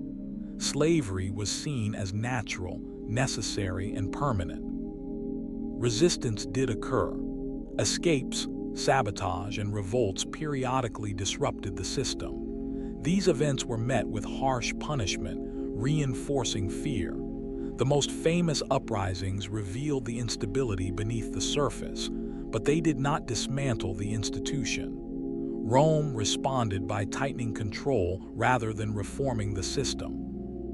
The empire depended on enslaved labor to sustain its scale. Roads were built, fields cultivated, homes maintained, and goods produced through coerced work. This reliance allowed elites to focus on politics, military command, and culture, while labor remained invisible. Understanding Roman slavery requires recognizing its contradiction. It supported stability while undermining equality. It produced wealth while creating vulnerability. It was efficient, but morally costly. Rome's achievements cannot be separated from the labor that enabled them. The empire functioned smoothly on the surface, but its foundations were uneven. Slavery was one of those foundations, essential, pervasive, and quietly shaping every aspect of Roman life. Roman society was openly hierarchical, and gender was one of the most visible organizing principles within it. Power, law, and public authority were overwhelmingly male-dominated. Yet this does not mean women were irrelevant or passive. Roman women lived within strict legal limits, but they still shaped family life, social networks, economic activity, and even politics in indirect but meaningful ways. Legally, Roman women were always under male authority, first that of their father and later of a husband or guardian. They could not vote, hold office, or command armies. These exclusions were not debated seriously within Roman culture. They were assumed. Public power was defined as male by default. However, Roman law did allow women certain rights that were unusual in the ancient world, especially in matters of property and inheritance. Elite women could own land, manage estates, and control wealth. Widows in particular often enjoyed greater independence, as they were no longer under a husband's authority. Through financial control, women influenced political outcomes by funding careers, arranging marriages, and supporting factions. Power did not disappear simply because it was informal. Marriage was a central institution shaping gender roles. Roman marriage was less about romance and more about alliance. Families used marriage to consolidate wealth, status, and political connections. Women were expected to produce legitimate heirs and manage households efficiently. Success in these roles brought respect and influence, even without formal authority. Motherhood carried social weight. Elite women were praised for producing sons who served the state. Moral ideals emphasized loyalty, modesty, and discipline. These values reinforced stability by aligning female virtue with civic success. Women became symbols of continuity, responsible for preserving family identity across generations. Daily life for non-elite women varied widely. Some worked in markets, workshops, or family businesses. Others labored in agriculture or domestic service. Enslaved women faced additional vulnerability, subject to exploitation without legal protection. Gender intersected with status, making experiences uneven across society. Religion provided limited public roles for women. Certain priesthoods, most notably the Vestal Virgins, offered prestige and independence unavailable elsewhere. Their presence symbolized protection and continuity, but these roles were rare and tightly controlled. Most religious participation occurred within the household rather than the state. Roman writers often portrayed women as potential sources of disorder if not properly controlled. This anxiety reflected deeper concerns about stability. Because women shaped families, inheritance, and social networks, their behavior was closely monitored. Moral regulation became a form of governance. Despite restrictions, women were not silent. Letters, inscriptions, and historical accounts reveal individuals who negotiated power skillfully. Influence operated through persuasion, kinship, and reputation rather than command. Roman society allowed informal authority to coexist with formal exclusion. Gender roles reinforced Roman order by defining boundaries. Men governed publicly, women stabilized privately. This division supported continuity, even as it limited opportunity. Power was distributed unevenly, but not simply absent. Understanding women in Rome reveals how authority operated beyond official institutions. Control was exercised not only through law and force, but through expectations embedded in family and gender. These quiet structures were essential to the empire's endurance. Even the most organized systems eventually face forces they cannot fully control. For Rome, these forces often arrived not as invading armies, but as slow-moving crises, disease, environmental stress, and demographic collapse. Plagues and population decline tested the empire in ways that laws, armies, and infrastructure were not designed to handle. These moments revealed the limits of Roman stability. Roman cities were dense, interconnected, and mobile. These qualities supported trade and governance, but they also created ideal conditions for disease. Roads and ports that moved goods efficiently also moved illness. Large populations living in close quarters increased transmission. Sanitation systems reduced some risks, but medical understanding remained limited. When epidemics arrived, Rome had few effective responses. Historical sources describe several major outbreaks. These plagues spread rapidly across regions, affecting soldiers, civilians, and elites alike. Mortality weakened the workforce, reduced tax revenue, and disrupted military recruitment. Unlike wars, disease did not respect borders or treaties. It undermined systems quietly and persistently. The psychological impact was severe. Plagues challenged religious confidence and social trust. Rituals intensified, but explanations failed to provide relief. Fear spread alongside illness. Communities fractured as people fled cities or isolated themselves. Traditional responses to crisis, sacrifice, law, force, proved inadequate against invisible threats. Economic consequences followed. Labor shortages increased costs and reduced production. Fields went untilled. Trade slowed. State revenues declined while military expenses remained constant. The balance that sustained the empire began to strain. Recovery was uneven and slow, particularly in regions hit repeatedly. Plague also exposed inequality. Elites could retreat to rural estates, while urban populations suffered most. Enslaved and poor communities bore the heaviest losses. These disparities deepened resentment and weakened social cohesion. Trust in institutions declined when protection failed. Environmental pressures compounded these crises. Climate fluctuations affected harvests and food supply. Droughts, floods, and soil exhaustion reduced resilience.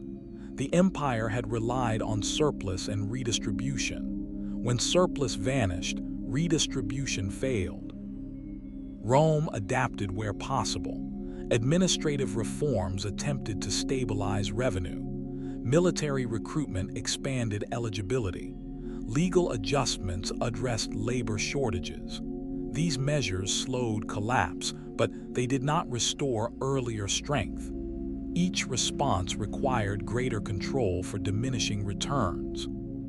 Crucially, these crises altered time horizons. Long-term planning gave way to short-term survival. Investment declined. Infrastructure decayed. Institutions continued to function but with reduced effectiveness. Stability became fragile. The empire did not collapse because of a single plague or disaster. It weakened through accumulation. Each crisis removed a layer of resilience. Rome remained standing, but less flexible, less confident, and more dependent on control rather than consensus. Understanding these limits reveals an essential truth. No system, however advanced, is immune to pressures it cannot fully anticipate. Rome's strength lay in structure. Its vulnerability lay in its dependence on stability. For much of Roman history, military service was understood as a civic responsibility. Citizens served temporarily, defended the state, and then returned to civilian life. This model worked when Rome was a city-state with limited territory. But as the empire expanded and crises multiplied, this system became unsustainable. The Roman army changed, and with it, the relationship between soldiers, society, and power. Extended borders required permanent defense. Frontier regions needed constant military presence, not seasonal campaigns.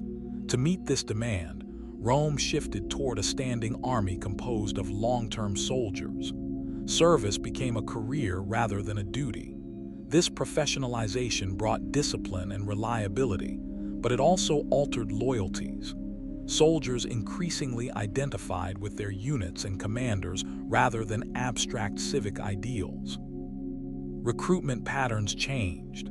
Citizenship was no longer a strict requirement for service. Provincials joined the army in large numbers, drawn by pay, stability, and the promise of citizenship upon discharge. This integration strengthened imperial cohesion but weakened the army's connection to Rome itself. Soldiers defended the empire, not the republic or city. Payment became central. Soldiers expected regular wages, bonuses, and retirement benefits. The state institutionalized these expectations, creating pension systems and land grants. While this stabilized the army, it increased financial pressure. Military loyalty depended on economic reliability. When pay was delayed or reduced, unrest followed. Command structure also evolved. Emperors relied heavily on military support to maintain authority. Successful generals gained political influence, and soldiers became active participants in succession struggles. Armies could elevate or remove rulers. Power shifted from institutions to force-backed legitimacy. Military culture adapted to new realities. Training emphasized endurance, fortification, and border defense rather than rapid expansion. Forts became permanent settlements. Soldiers married, raised families, and integrated into local communities. The army became both a military and social institution, shaping regional life. These changes improved short-term stability but introduced long-term risks. The army became more expensive and politically powerful. Civil authority weakened in comparison. Decisions increasingly reflected military priorities rather than civic balance. Rome attempted to manage this shift through regulation and reform. Emperors standardized ranks, limited commanders, autonomy, and redistributed forces to prevent concentration of power. These measures reduced risk temporarily but could not reverse structural change. The army no longer merely defended Rome. It defined it. Identity shifted from citizenship to service. Loyalty became transactional. Authority depended on maintaining military satisfaction. Understanding this transformation explains much about the empire's later instability. The army remained Rome's strongest institution, but it was no longer anchored to the systems that once restrained it. Professionalization brought strength, but also fragility. Rome's military success had always been its foundation. Now, that foundation began to reshape the entire structure above it. Once imperial rule replaced the Republic, Rome faced a new challenge it had never fully solved: how power should pass from one ruler to the next. The emperor stood at the center of military command, administration, law, and public legitimacy. This concentration brought stability when authority was clear, but uncertainty when it was not. Succession became the empire's most persistent source of tension. In theory, emperors ruled with the consent of institutions such as the Senate and the army. In practice, authority depended on recognition rather than law alone. Rome never developed a fixed rule of succession. Emperors could adopt heirs, elevate relatives, or rely on informal approval. This flexibility allowed capable leaders to rise, but it also invited competition and conflict. Adoption emerged as a practical solution. Emperors without suitable biological heirs chose successors based on ability and loyalty. This method produced periods of strong governance, as power passed smoothly between prepared individuals. Yet adoption depended on acceptance. Without broad support, legitimacy collapsed quickly. Military approval was decisive. Armies stationed near the capital or on key frontiers held immense influence. Their support could confirm a ruler or undermine one. Emperors invested heavily in maintaining loyalty through pay, privileges, and symbolic gestures. Authority became increasingly transactional. The Senate's role shifted. While it continued to provide legal confirmation, its power was largely ceremonial. Senators adapted by aligning with emperors rather than opposing them. Political survival depended on discretion rather than debate. Institutional authority gave way to personal caution. Public image mattered deeply. Emperors presented themselves as guardians of order, justice, and tradition. Coinage, monuments, and ceremonies reinforced legitimacy. When rulers appeared distant, cruel, or ineffective, trust eroded rapidly. Perception shaped stability as much as policy. Succession crises were disruptive. Competing claimants divided armies and provinces. Civil wars drained resources and weakened borders. Each crisis reminded Rome that imperial authority was powerful but fragile. Order depended on continuity, not force alone. Some emperors attempted reform. They clarified lines of succession, elevated co-rulers, or divided authority regionally. These measures reduced risk temporarily but introduced complexity. Shared power created coordination challenges and diluted responsibility. Over time, succession problems reshaped governance. Emperors relied more on bureaucracy and military oversight to maintain control during transitions. Stability became procedural rather than personal. Authority shifted from charisma to system, though never completely. Rome did not collapse because of succession struggles alone, but these struggles exposed underlying vulnerabilities. When leadership was strong, the empire endured. When legitimacy fractured, systems faltered. Understanding succession reveals a central paradox of imperial rule. Concentrated power brought order, but also dependency. The empire's strength rested on individuals, and individuals were finite. As the Roman Empire matured, its economic system faced pressures very different from those of earlier expansion. Conquest had once supplied new land, wealth, and enslaved labor. When expansion slowed, the economic engine had to rely increasingly on internal extraction. This shift exposed weaknesses that gradual growth had previously masked. One of the most visible problems was inflation. To meet rising expenses, especially military pay and administrative costs, the state increasingly debased its coinage. Precious metal content in coins was reduced while face value remained the same. In the short term, this allowed the government to pay obligations. Over time, it undermined trust. Prices rose, savings lost value, and market stability weakened. Taxation intensified across the provinces. The state required reliable revenue to sustain armies, bureaucracy, and infrastructure. Tax assessments became more frequent and more rigid. Local communities were often held collectively responsible for meeting quotas, forcing elites to extract more from those below them. Tax collection shifted from negotiation toward enforcement. Rural populations felt this pressure acutely. Farmers faced higher demands during periods of poor harvest or environmental stress. Many lost land and entered dependency relationships with large estate owners. This reduced the number of independent producers and narrowed the tax base, creating a cycle of decline. Trade patterns changed as well.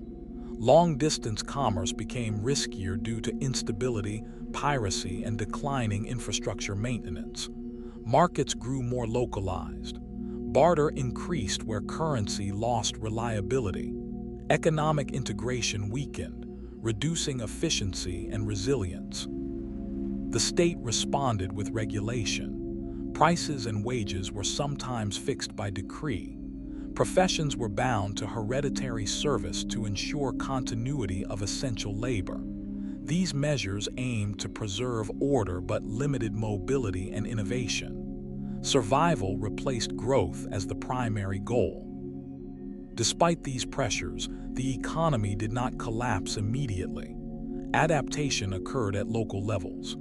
Communities adjusted production, shifted labor, and relied on informal networks. The empire persisted through adjustment rather than prosperity. This period reveals a crucial insight. Economic systems can endure stress longer than expected, but endurance comes at a cost. Flexibility decreases, inequality deepens, stability becomes fragile. Rome's later economy was not failing in isolation. It was responding to accumulated pressures, military, administrative, and environmental. Understanding this helps explain why reform became harder over time.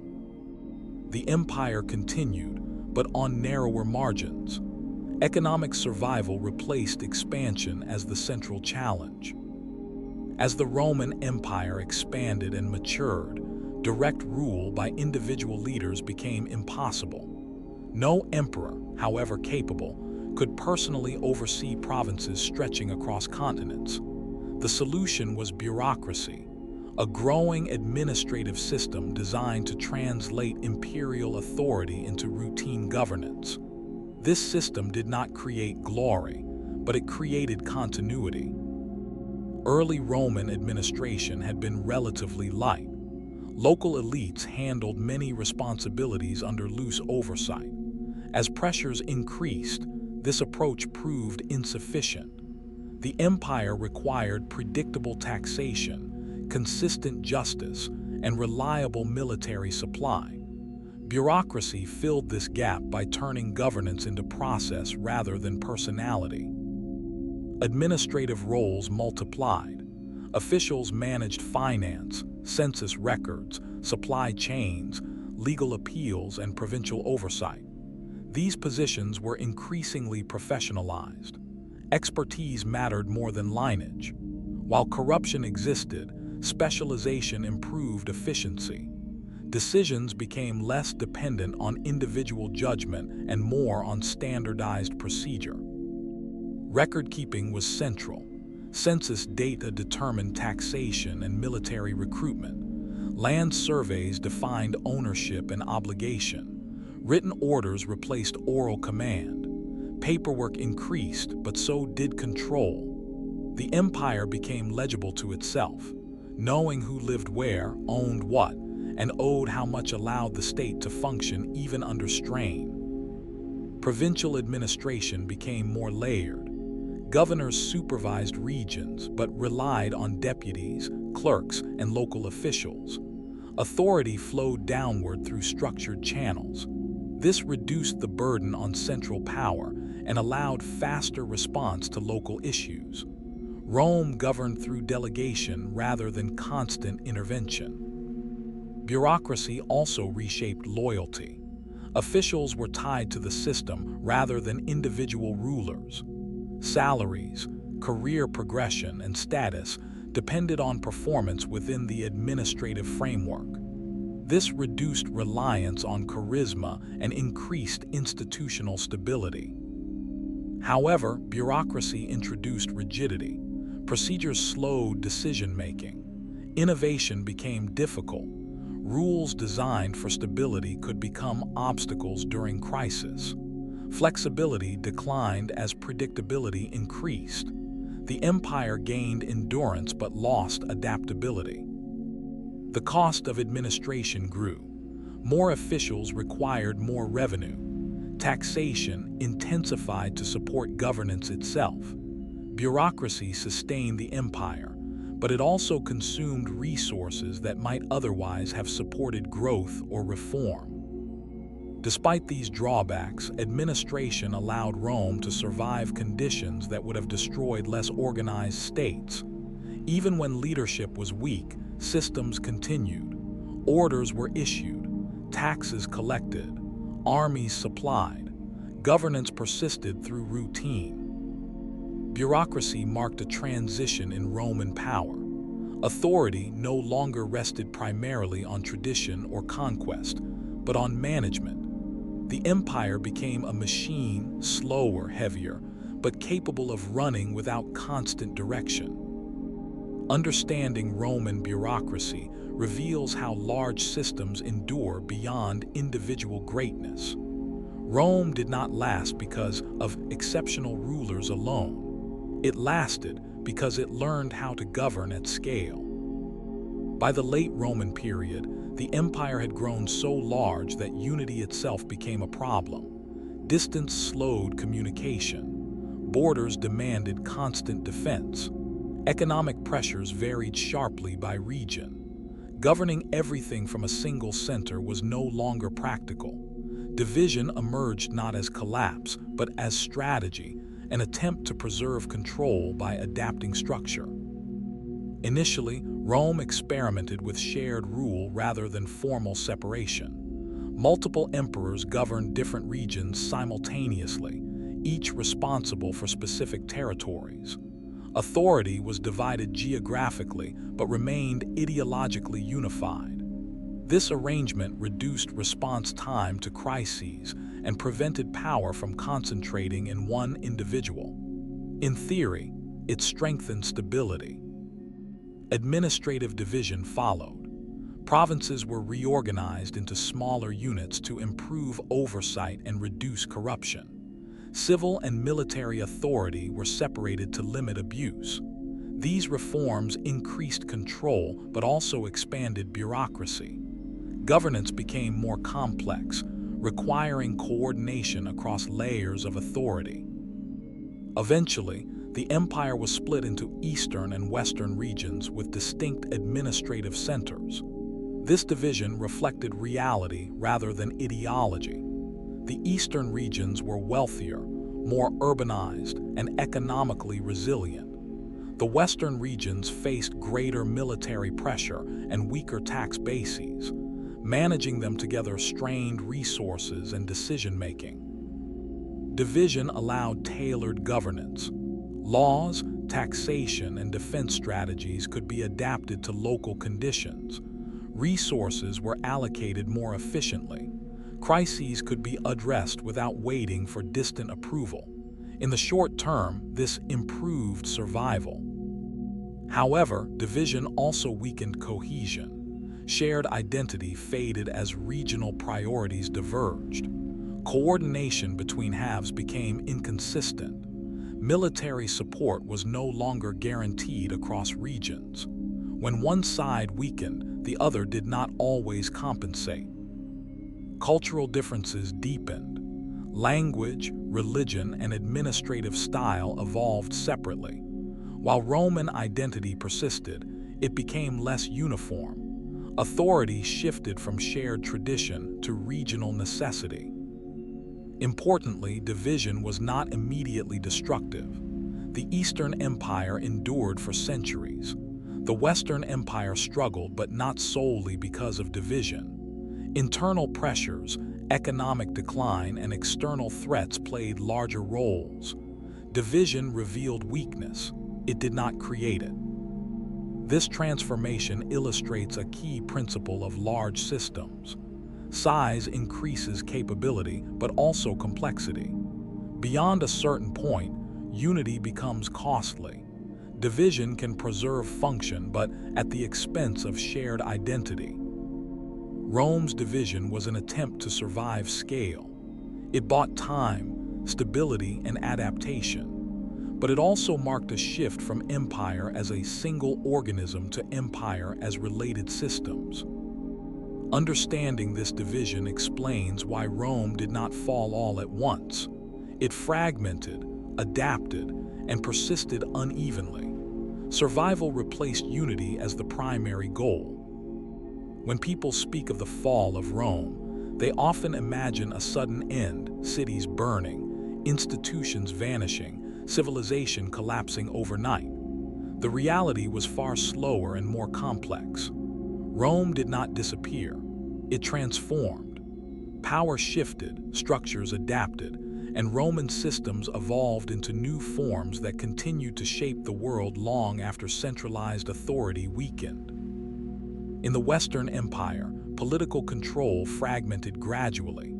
Central administration lost its ability to coordinate defense, taxation, and infrastructure at the same level as before.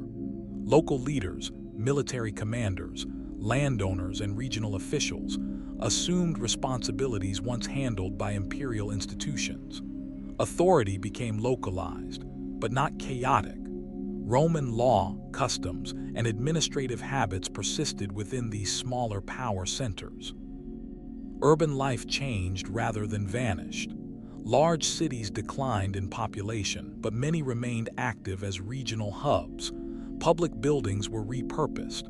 Forums became marketplaces. Baths were abandoned or converted. Life adjusted to reduced resources rather than ending altogether. The scale of society shrank, but its structure endured. The Eastern Empire followed a different path. With stronger economic foundations and more defensible borders, it maintained centralized rule and administrative continuity. Roman governance continued in altered form, blending with new cultural and religious identities. This continuity challenges the idea of a single Roman collapse. Different regions experienced different outcomes. One of the most important transformations was the rise of new authority structures. As imperial power weakened, religious institutions filled gaps in governance.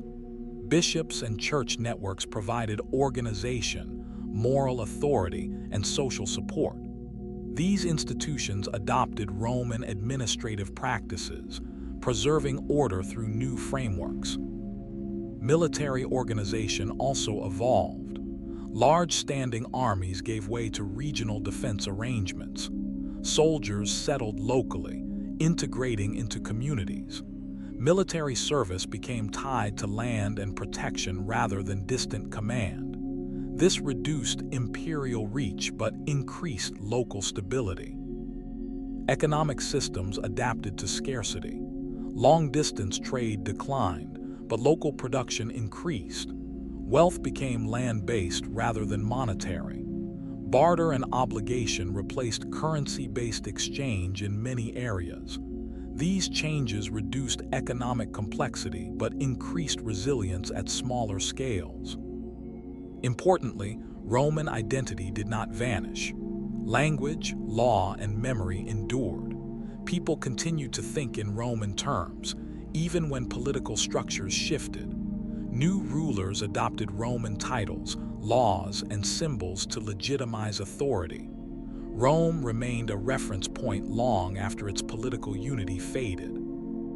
This period demonstrates that collapse is rarely absolute. Systems under stress reconfigure. Loss at one level can mean survival at another. Rome's transformation laid foundations for later societies, transmitting knowledge, institutions, and values forward. Understanding Rome's end requires abandoning simple narratives. The empire did not fall off a cliff. It descended, adjusted, and reshaped itself over centuries. What ended was not Roman influence, but Roman centralization. Rome's greatest legacy may be this endurance through change, a reminder that power can fade, yet structure can persist. Rome's power did not end when its borders dissolved or its emperors vanished. What endured was memory, not only as history, but as structure. Roman systems outlived Roman rule because they had been embedded deeply into how people organized authority, law, and daily life. Long after Rome ceased to govern, it continued to inform how others governed. One of Rome's most lasting legacies was legal thought. Roman law emphasized procedure, precedent, and codification. These principles survived political collapse because they were practical. Courts, contracts, and property relations required structure regardless of who ruled. Later societies adopted Roman legal concepts not out of admiration, but necessity. Law provided continuity when power shifted. Language carried Roman influence forward. Latin did not disappear with the empire. It evolved. Across Europe, Latin shaped administration, scholarship, and religion. New languages developed from it, preserving Roman vocabulary and structure. Even where Latin ceased to be spoken daily, it remained a language of authority and learning for centuries. Urban planning reflected Roman memory as well. Cities founded or reshaped by Rome retained their layouts, roads, and boundaries. Walls, forums, and infrastructure defined settlement patterns long after their original purpose faded. Space itself remembered Rome. Later generations built on Roman foundations because they were already functional. Political ideas endured. Concepts of citizenship, public office, and centralized authority drew from Roman models. New rulers adopted Roman titles and rituals to legitimize themselves. Even when governance differed in practice, Roman symbolism provided credibility. Power borrowed Rome's language to appear stable and lawful. Religion became a vessel for continuity. As political authority fragmented, religious institutions absorbed administrative roles. They preserved literacy, record-keeping, and organizational hierarchy. Roman order survived through spiritual structures that replaced imperial ones. Authority shifted, but structure remained. Education transmitted Roman memory deliberately. Texts were copied, studied, and taught. Roman history became a reference point, sometimes idealized, sometimes criticized. Rome served as both example and warning.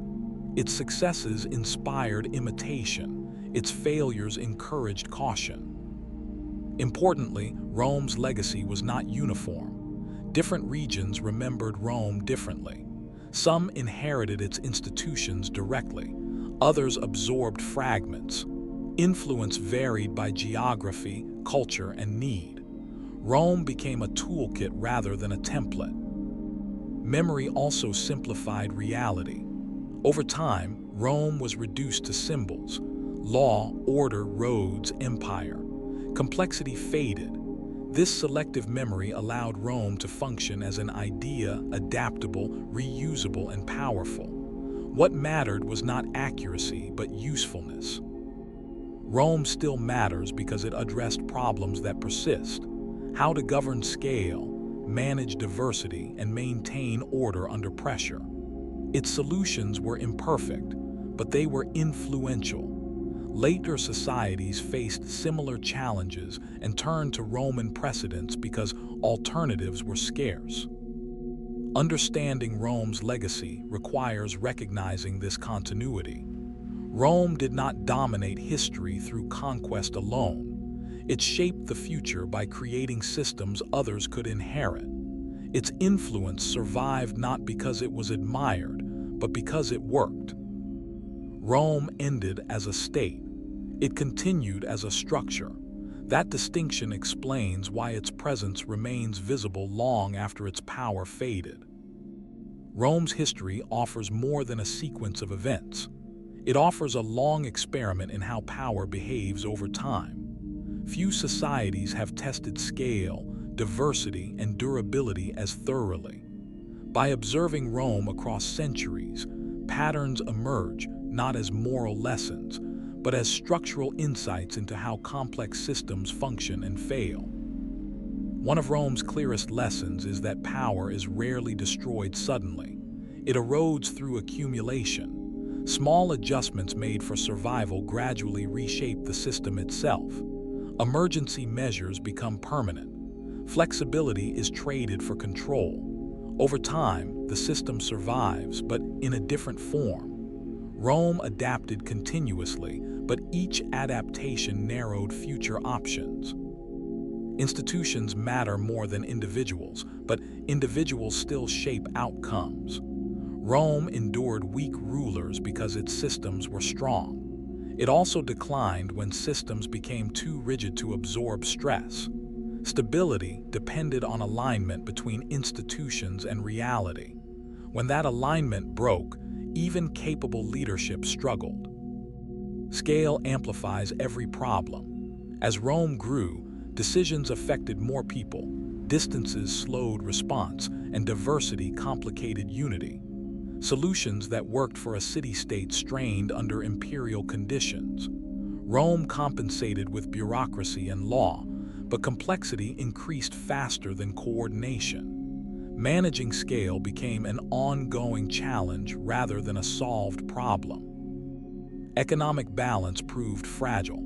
Expansion funded stability, but once expansion slowed, extraction increased. Systems designed for growth were forced into maintenance mode. Inequality widened. Trust weakened. Economic pressure did not collapse the empire immediately, but it reduced resilience. Recovery required more effort for diminishing results. Military power provided security but demanded constant investment. Loyalty shifted from institutions to incentives. As the army became central to authority, civilian control weakened. This imbalance altered governance permanently. Security increased in the short term, but political flexibility declined. Cultural adaptability helped Rome survive diversity. Incorporation rather than exclusion reduced resistance, yet shared identity diluted over time. Unity based on law replaced unity based on participation. This transition maintained order but reduced cohesion. Belonging became administrative rather than emotional. Rome also demonstrates that decline is uneven. Different regions experience different outcomes. Some adapted and endured, others fragmented. Collapse was not universal nor simultaneous. Understanding this challenges simplistic narratives and highlights the importance of local conditions within larger systems. Perhaps the most important lesson is that no system escapes human limits. Rome's structures reflected human priorities: control, order, advantage, and continuity. These priorities produced stability, but also constrained innovation. When circumstances changed faster than systems could adapt, strain followed. Rome's legacy persists because its problems are familiar. Modern societies still face questions of scale, inequality, governance, and resilience. Rome offers neither blueprint nor warning alone. It offers evidence, accumulated over centuries, of what sustains power and what slowly undermines it. Studying Rome is not about nostalgia or judgment. It is about understanding patterns that repeat when systems grow large, complex, and long-lived. Rome matters not because it was unique, but because it was thorough. Its history reminds us that endurance depends less on strength than on balance, and balance is always temporary. When empires end, daily life rarely stops all at once. What disappears first is not habit but authority. In Rome's case, this distinction matters. Long after imperial power weakened, Roman ways of living continued quietly in towns, villages, and households. People still farmed the same land, followed familiar laws, worshipped in adapted rituals, and spoke languages shaped by Roman rule. The empire faded, but life carried its imprint forward. Local governance became the primary anchor of stability. With central authority distant or ineffective, communities relied on regional leaders to resolve disputes, organize defense, and manage resources. These leaders often inherited Roman administrative practices. Titles changed, but procedures remained. Written records, legal customs, and taxation methods continued because they were useful, not because Rome demanded them. Law persisted unevenly but meaningfully. Roman legal concepts survived in contracts, property rights, and inheritance customs. Even when formal courts vanished, people still appealed to Roman ideas of fairness and procedure. Law became localized, simplified, and adapted, yet its structure remained recognizable. This continuity reduced chaos and allowed societies to function without constant reinvention. Economic life adjusted to smaller scales. Long-distance trade networks declined, but local exchange strengthened. Markets became regional. Production focused on subsistence and reliability rather than surplus.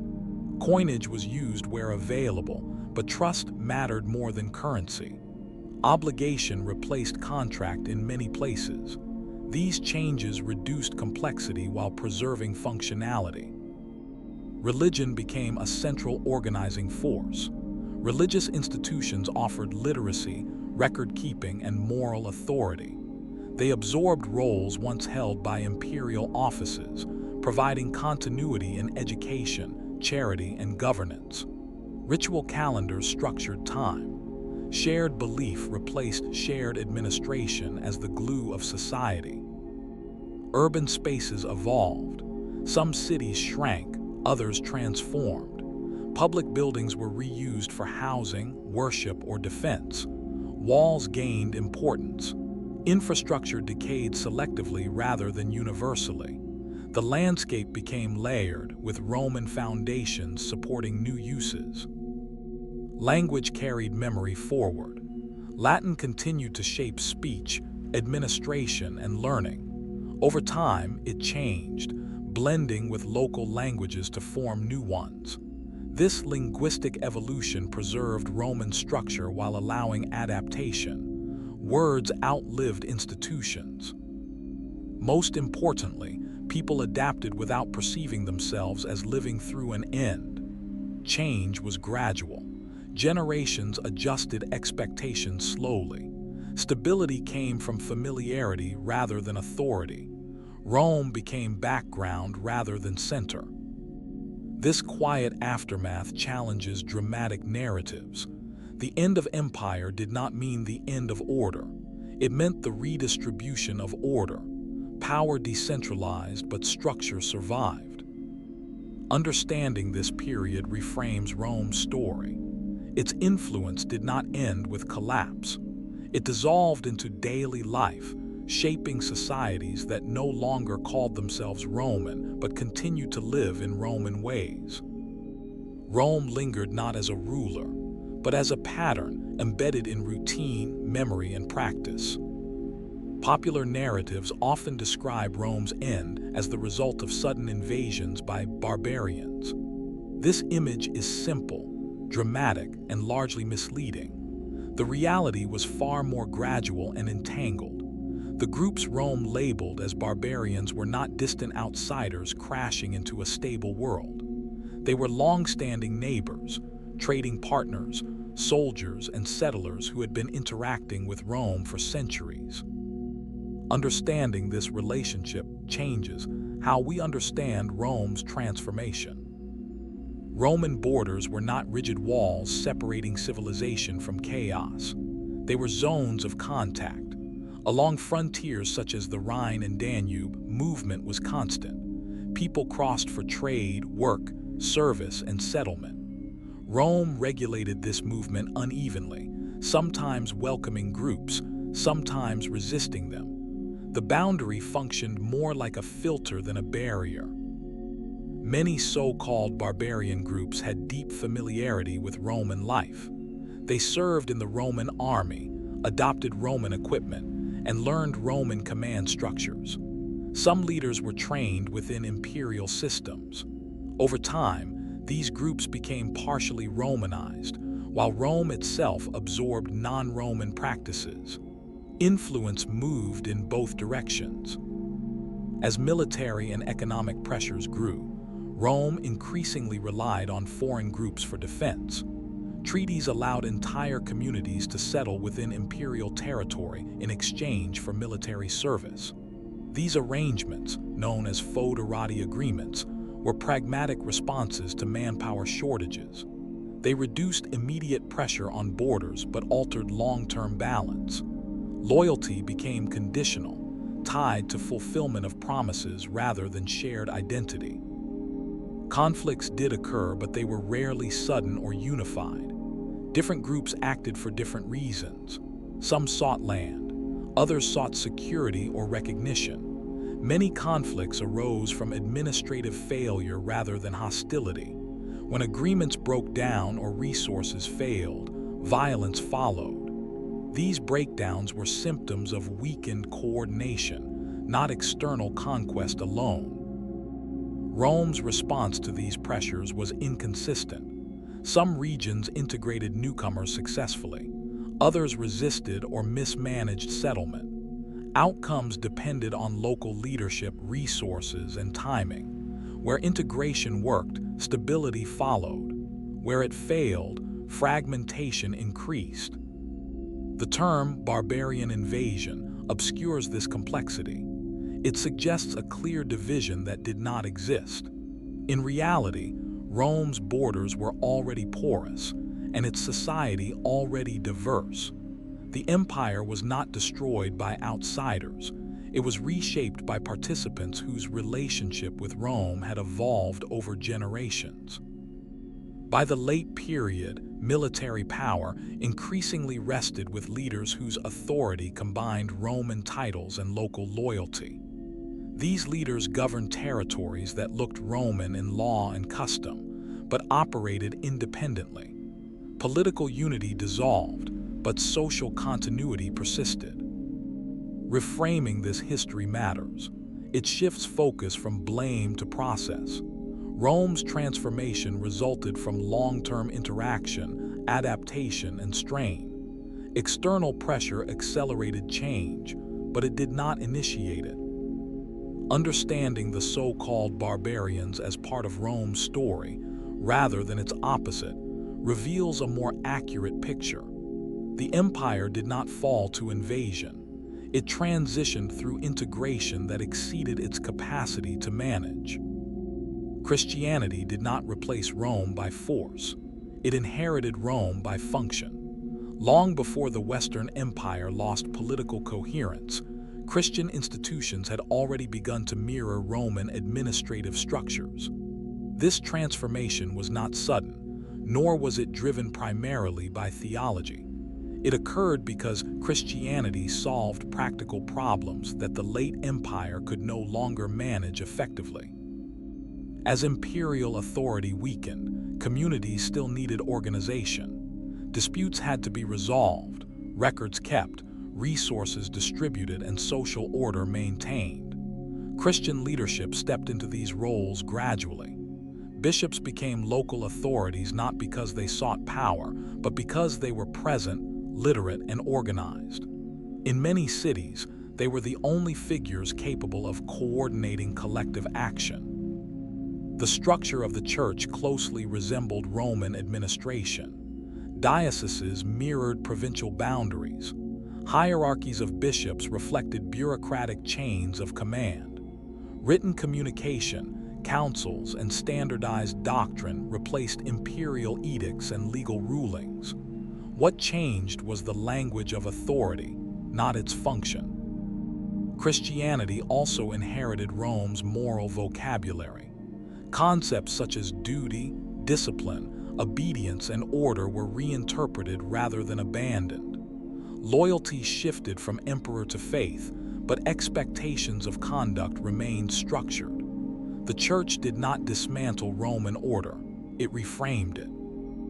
Economic and social support became central. Christian communities organized charity, food distribution, and care for the poor.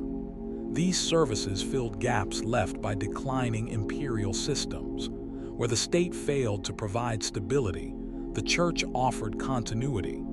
This practical reliability strengthened legitimacy far more than doctrine alone. Importantly, Christianity absorbed Roman legal habits. Councils debated precedent. Decisions were recorded and circulated. Authority was justified through procedure rather than personal charisma. This administrative mindset allowed the church to function across regions with consistency, even as political borders fragmented. Education also shifted into Christian hands. Literacy survived through religious instruction and record-keeping. Texts were copied, preserved, and taught. Knowledge transmission continued not because Rome endured, but because its methods had been adopted by new institutions. This transition explains why Roman influence did not vanish with imperial decline. The empire's administrative DNA lived on through Christianity.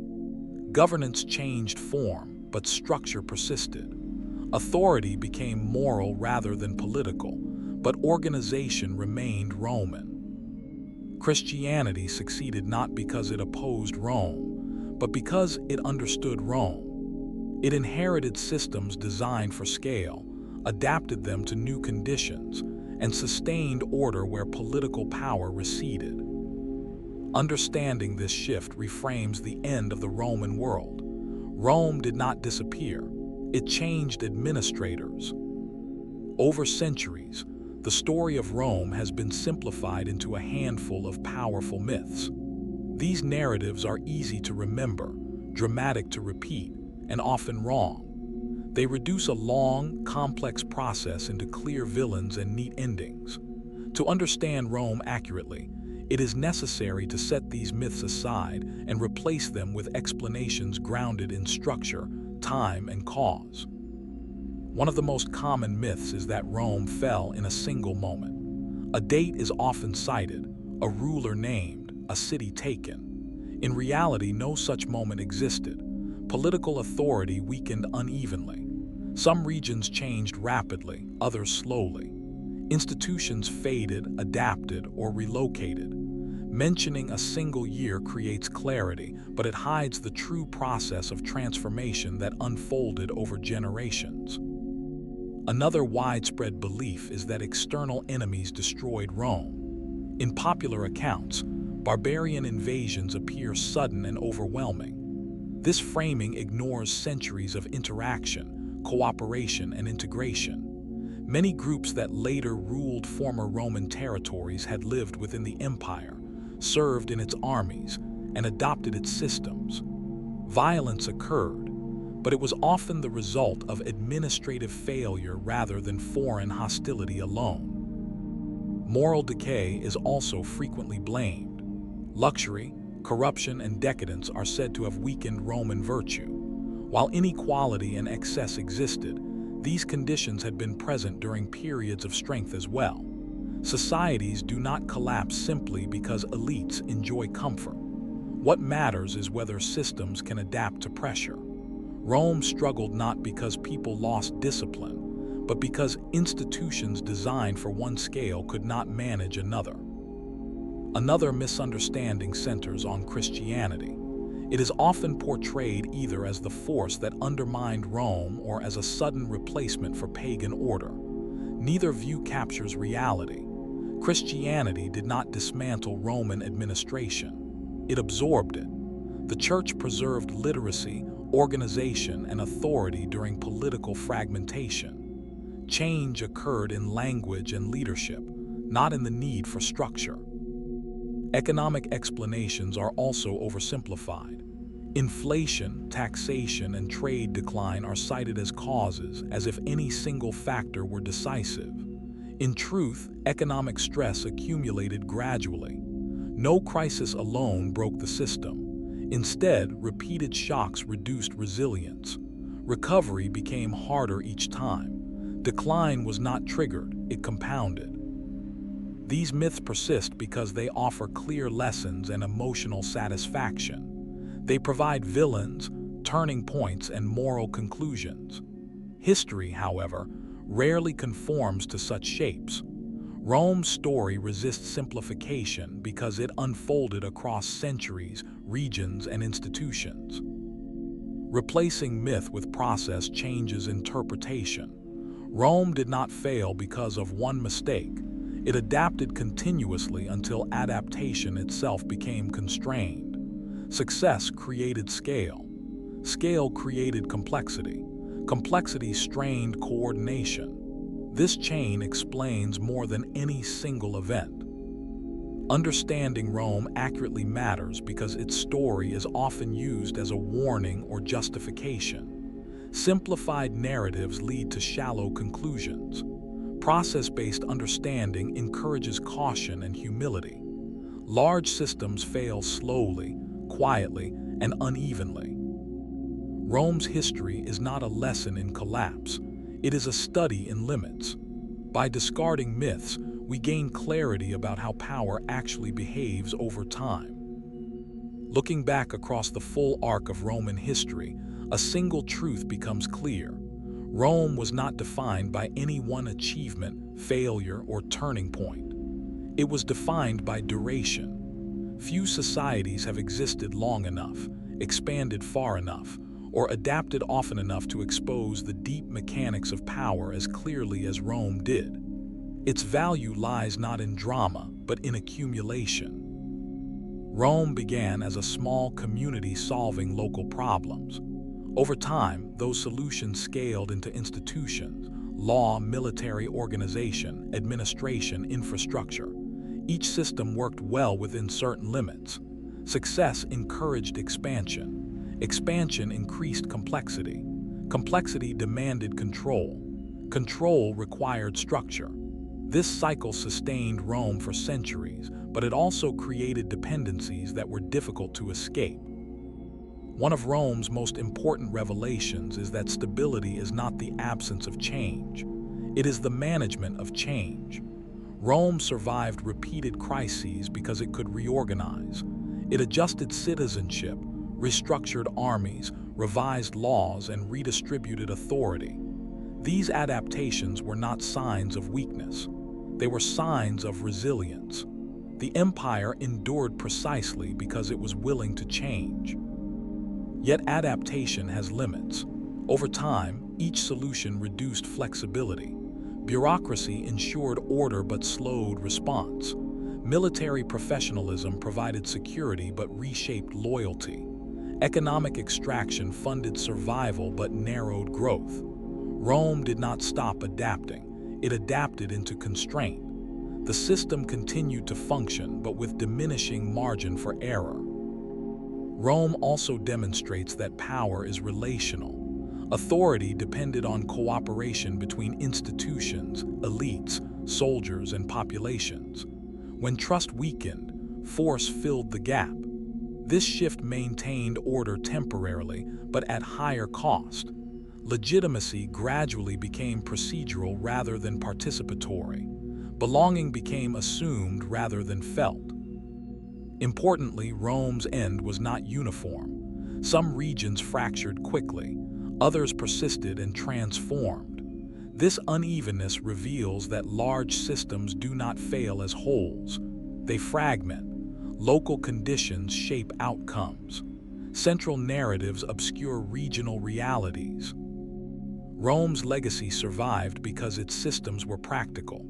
Law, administration, urban planning, and record-keeping outlived political control because societies needed them.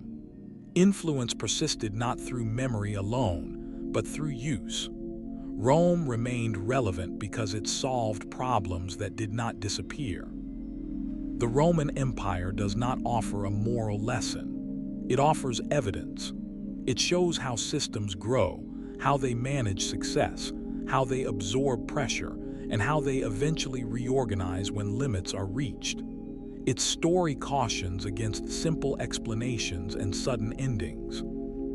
Rome did not fall in a moment. It changed shape over time. Power faded, structure endured, influence dispersed.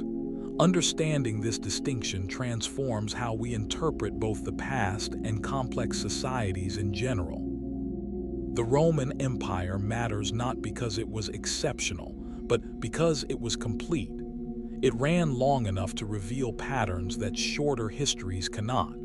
In that completeness lies its lasting value. At this point, our journey through the Roman Empire reaches its natural end. The story we set out to understand is now complete, not as a list of events, but as a living system that unfolded across centuries.